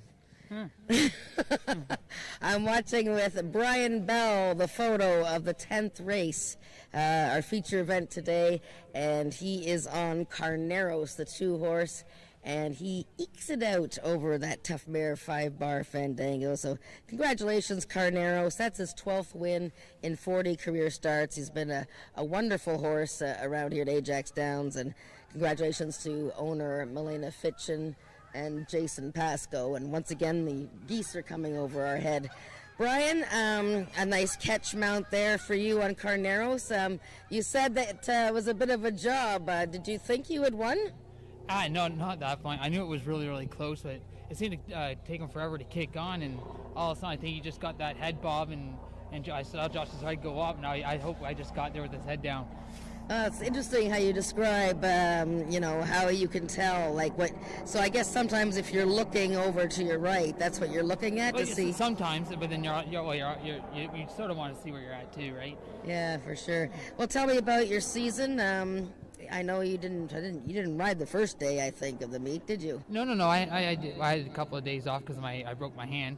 That's right. And then ended up to be a decent season. It started out a little slow and then picked up throughout the rest of the year. I'm pretty sure I know what your highlight of the year was. Oh, it's got to be cold first wave or first cold wave in first cool wave in the peak of maturity. Or the futurity. Yeah, he's one of the best heroes I've sat on in a couple of years, and yeah, that was one of my highlights. Well, that's great. Well, it's a good season. I know your favorite thing to say, what you're going to do over the off season. Still work. We got a pile of breaking babies and at our farm, and wow, I'm doing. I think we got about 12 in now, and hopefully a couple more in the next couple of months. Usually, you say you're going to eat. There might be a little bit of time for that, not much. Well, that's great. Well, congratulations, Brian, on another great season and winning the futurity and winning on Carneros here, and we'll see you in the spring. All right, thank you. All right, congratulations to our leading owner and trainer for Carneros, and we have the last race of the 2021 AjaxDowns season coming up in 13 minutes.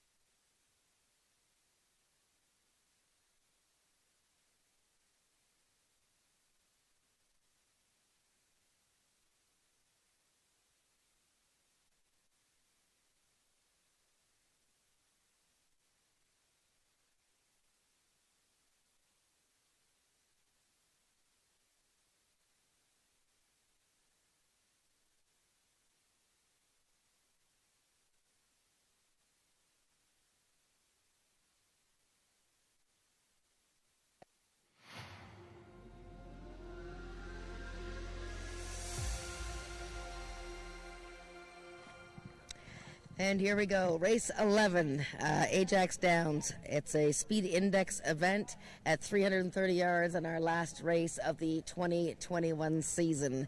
And yeah, we're going to miss everybody, that's for sure. I'm not going to miss this cold weather that we've been in today, but been a great racing season, and let's go out with one more super event here. And we're going to start this race. I see the two horses taking plenty of betting and support. We're going to start this race with the number 7 horse, the Kingsman, and he competes for the First Line Racing Syndicate, which is the partnership that the quarter racing owners of Ontario put together. They also own I Am the Eagle, and if you want to get interested or get involved in owning a piece of a quarter horse, make sure you contact the QROOI and inquire about their racing syndicates and partnerships. So the Kingsman right now at very nice odds of 9-2. Dropping a bit in class, I believe, because he's been running in allowance races all season long and is now in a speed index event. He broke a step slowly in his most recent start. That was a 110-yard gridiron gallop, and found that race obviously a little too short. I think he's looking around at all the people here. He's coming up right behind me. And, of course, the geese are still flying around over our heads. But I quite like the Kingsman in this race. He has a sort of a big galloping stride, and he needs to get going at this 330-yard distance. But I think he'll be right there. We are going to look now at the number 4 horse. No, sorry, the 2 horse, SR Blue Hawk, and he is the 4-5 favorite, looking for his second consecutive victory and his 4th win he's looking for this year. And the horses of Emily Obu have done so well. And in fact, her other horse down in Carolina, he's won 3 races, and he's also in this event. So SR Blue Hawk came out of the Peacock Derby, finished a close second, and then won his most recent start. JB Botello is riding. Now, Ismail Mascara, who was injured earlier today, had his choice between SR Blue Hawk and Down in Carolina, and took Down in Carolina, but of course he's not riding this race, so Down in Carolina has a rider change.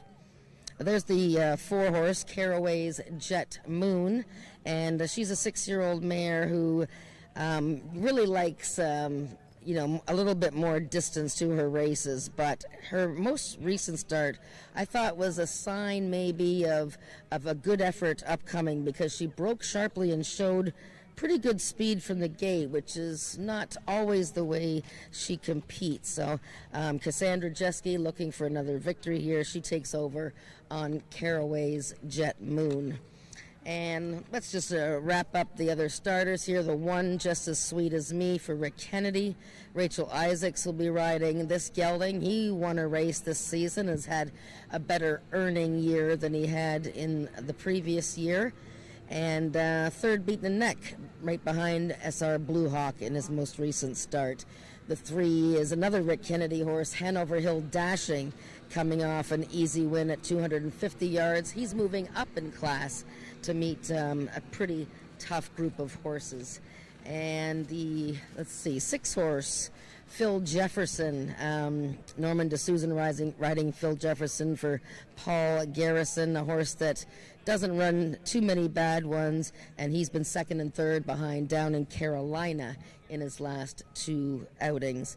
And on the far outside, I Think Icon, coming off a nice win with Brian Bell, and we just saw Brian win the most recent start for his 17th win of the year.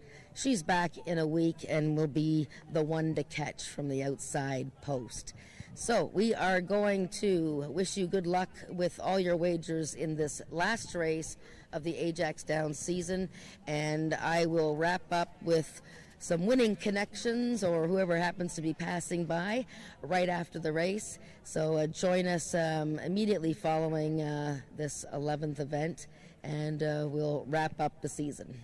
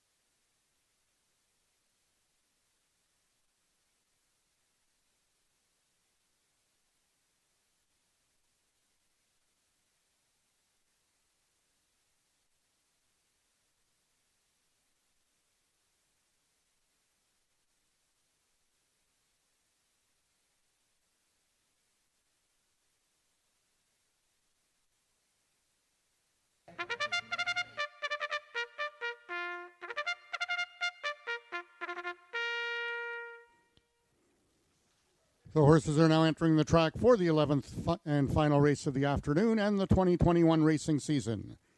It's for 3-year-olds and upward with an average speed index of 80 and under, running for a purse of $10,000. Number 1, Just As Sweet As Me, owned by Rick Kennedy and ridden by Tony Phillips. Number 2 is SR Blue Hawk, owned by Emily Obu, J.B. Botello in the saddle. Number 3 is the Peacock Cattle Company's Hanover Hill Dashing, ridden today by jockey Rachel Isaacs. Number 4, Caraway's Jet Moon, owned by the partnership of Wayne and Carol Proctor, Cassandra Jeske in the irons. Number 5 is Down in Carolina, owned by Emily Abu, the jockey Josh Scott. Number 6, Phil Jefferson, owned by Earl Foster and ridden today by jockey Norman D'Souza. Number 7 is the First Line Racing Syndicate's The Kingsman, the Mount Ramiro Sanchez Castillo. And completing the field, number 8 is I Think I Can, owned by Christine Tavares and ridden by jockey Brian Bell. That is your field for the 11th race, going a distance of 330 yards. Just 2 minutes till post time.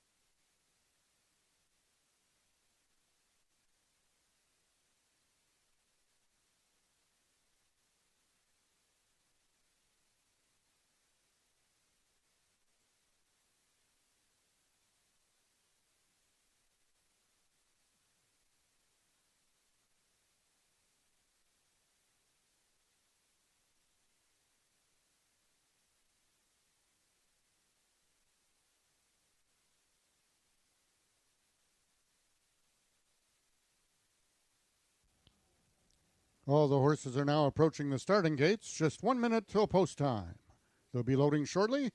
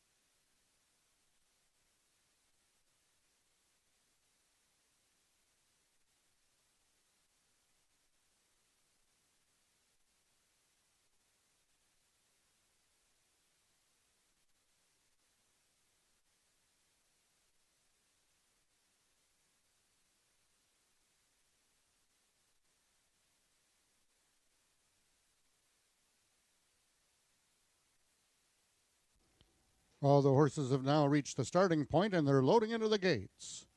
Number 5 down in Carolina. 1 of 2 in the field for Jason Pasco is in. Pickup mount for jockey Josh Scott. Right alongside, number 6 is Phil Jefferson.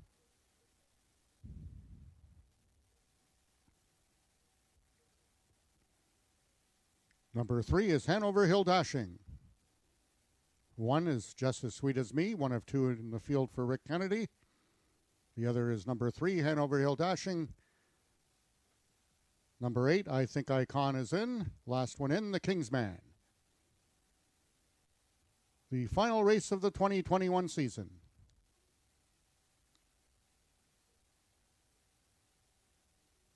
They're at the post. And they're off.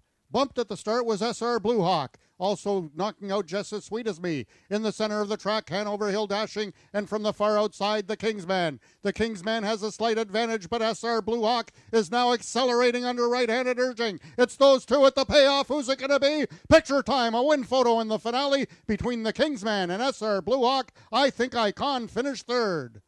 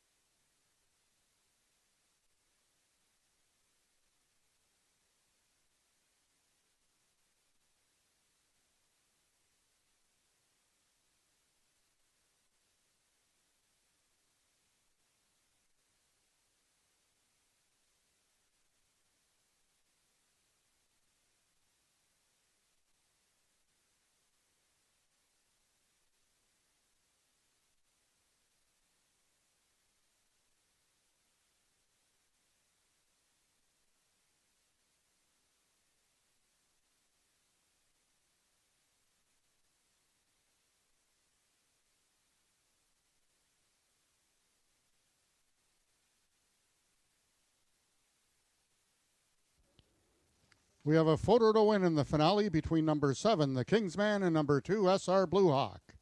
Also a photo for fourth between number 6, Phil Jefferson, and number 5, down in Carolina.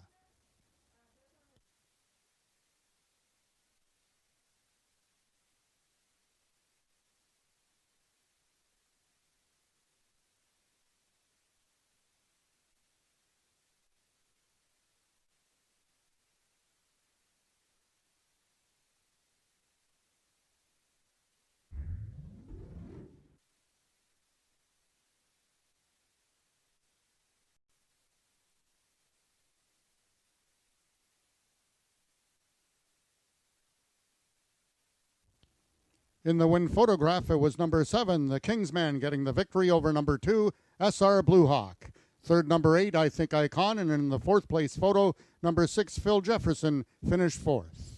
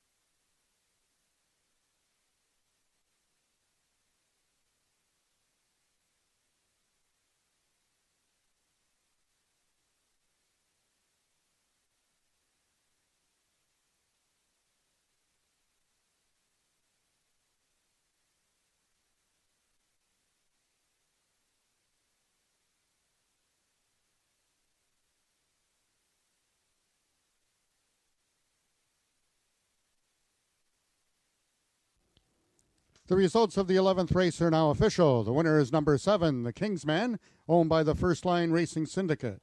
A 4-year-old bay gelding by Valiant Hero out of She's Just Nice by Mr. Jess Perry. Foaled in Texas by Bobby Simmons. Once again, the Kingsman, owned by First Line Racing Syndicate, trained by Bob Broadstock, his second win of the afternoon, and ridden to victory by jockey Ramiro Sanchez Castillo, his third win of the day. The Kingsman winning the distance with a time of 17.150 seconds, carrying a speed index of 88. Rechecking from top to bottom, order of finish in your program should read 628-754-13. Those are the total results of the 11th race.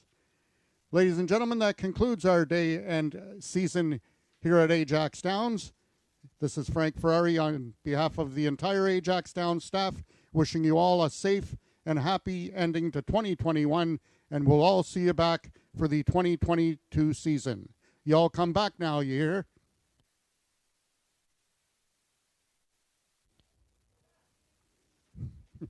That's it.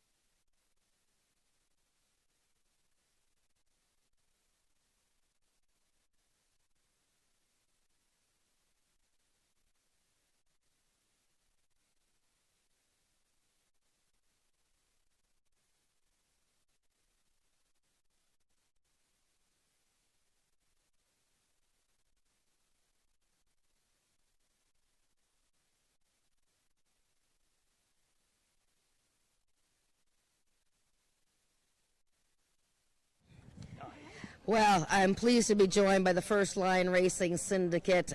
What a fitting result for our last race of the season, because the quarter racing owners of Ontario that work so hard here, representing the owners and all the horse people here, have put together this syndicate that has done so well over the last few seasons. And the Kingsman has won for them his first victory of the season, and he's won for the gang here. And if you guys can pull the camera out and see all the happy faces behind me. There's usually quite a few more. There they are. Hi, guys. There they are. And Bob Broadstock, the winning trainer. So the Kingsman with a furious late rally there to win. Ramiro, capping a great day for you, and you've had a good season. What do you think about these First Line Racing Syndicate horses? You ride I Am the Eagle. It's been a really good program, hasn't it? This guy is amazing, guys. All the time support me. Only is one thing. We need more horses. Need more horses, yes. You want them to buy more horses. 3 more is okay. 3 more, 3 more is okay. Did you think you had got up to win on the Kingsman there? Yeah, this Kingsman, last race I tried it in 110, lose el break. But today, not very tough race, but yeah. Very good. So you're looking forward to hopefully going home to Mexico for the winter. And Hopefully. We'll see you. You'll be starting galloping again at Woodbine in the spring, and then we'll Yes. see you here in May. Yeah. Very Okay. good. Very good. One more thing, Congratulations. thank you here Ajax for giving me job, everything, Bob, Jason Pasco too, everybody. Thank you for everything, okay? That's very nice, Ramiro. Very good. Bob, a great way to end the season. What a day with the first turn race and then your syndicate winning the last race. I guess you can't really write it any better. No, it's great. It leaves these guys all with the wonderful feeling going into the winter as we reestablish syndicate number 4, so they all get to come back in, I hope, and we're going to go refresh, get another horse. I Am the Eagle is coming back, and we're just hoping for bigger and better things. Turn racing is very, very exciting, and I think it gets the whole crowd rejuvenated, so we're very, very much looking forward to 2022. And I think you could say the same thing, that you're looking forward to having a full season of racing next year instead of a shortened season. Wow, what a wonderful thing that sounds like. I'd love to say I'm 100% confident COVID will be gone by then, but we're certainly planning for it, and we'll strive for it. And AjaxDowns has done a wonderful job of getting ready, so we're ready to go. It's been a great place to race and enjoy. Always fun to meet you, lovely people, and enjoying the racing. And I hope I see you guys again next year with the Eagle and your new horse that you'll have next year. All right. Well, congratulations, everyone.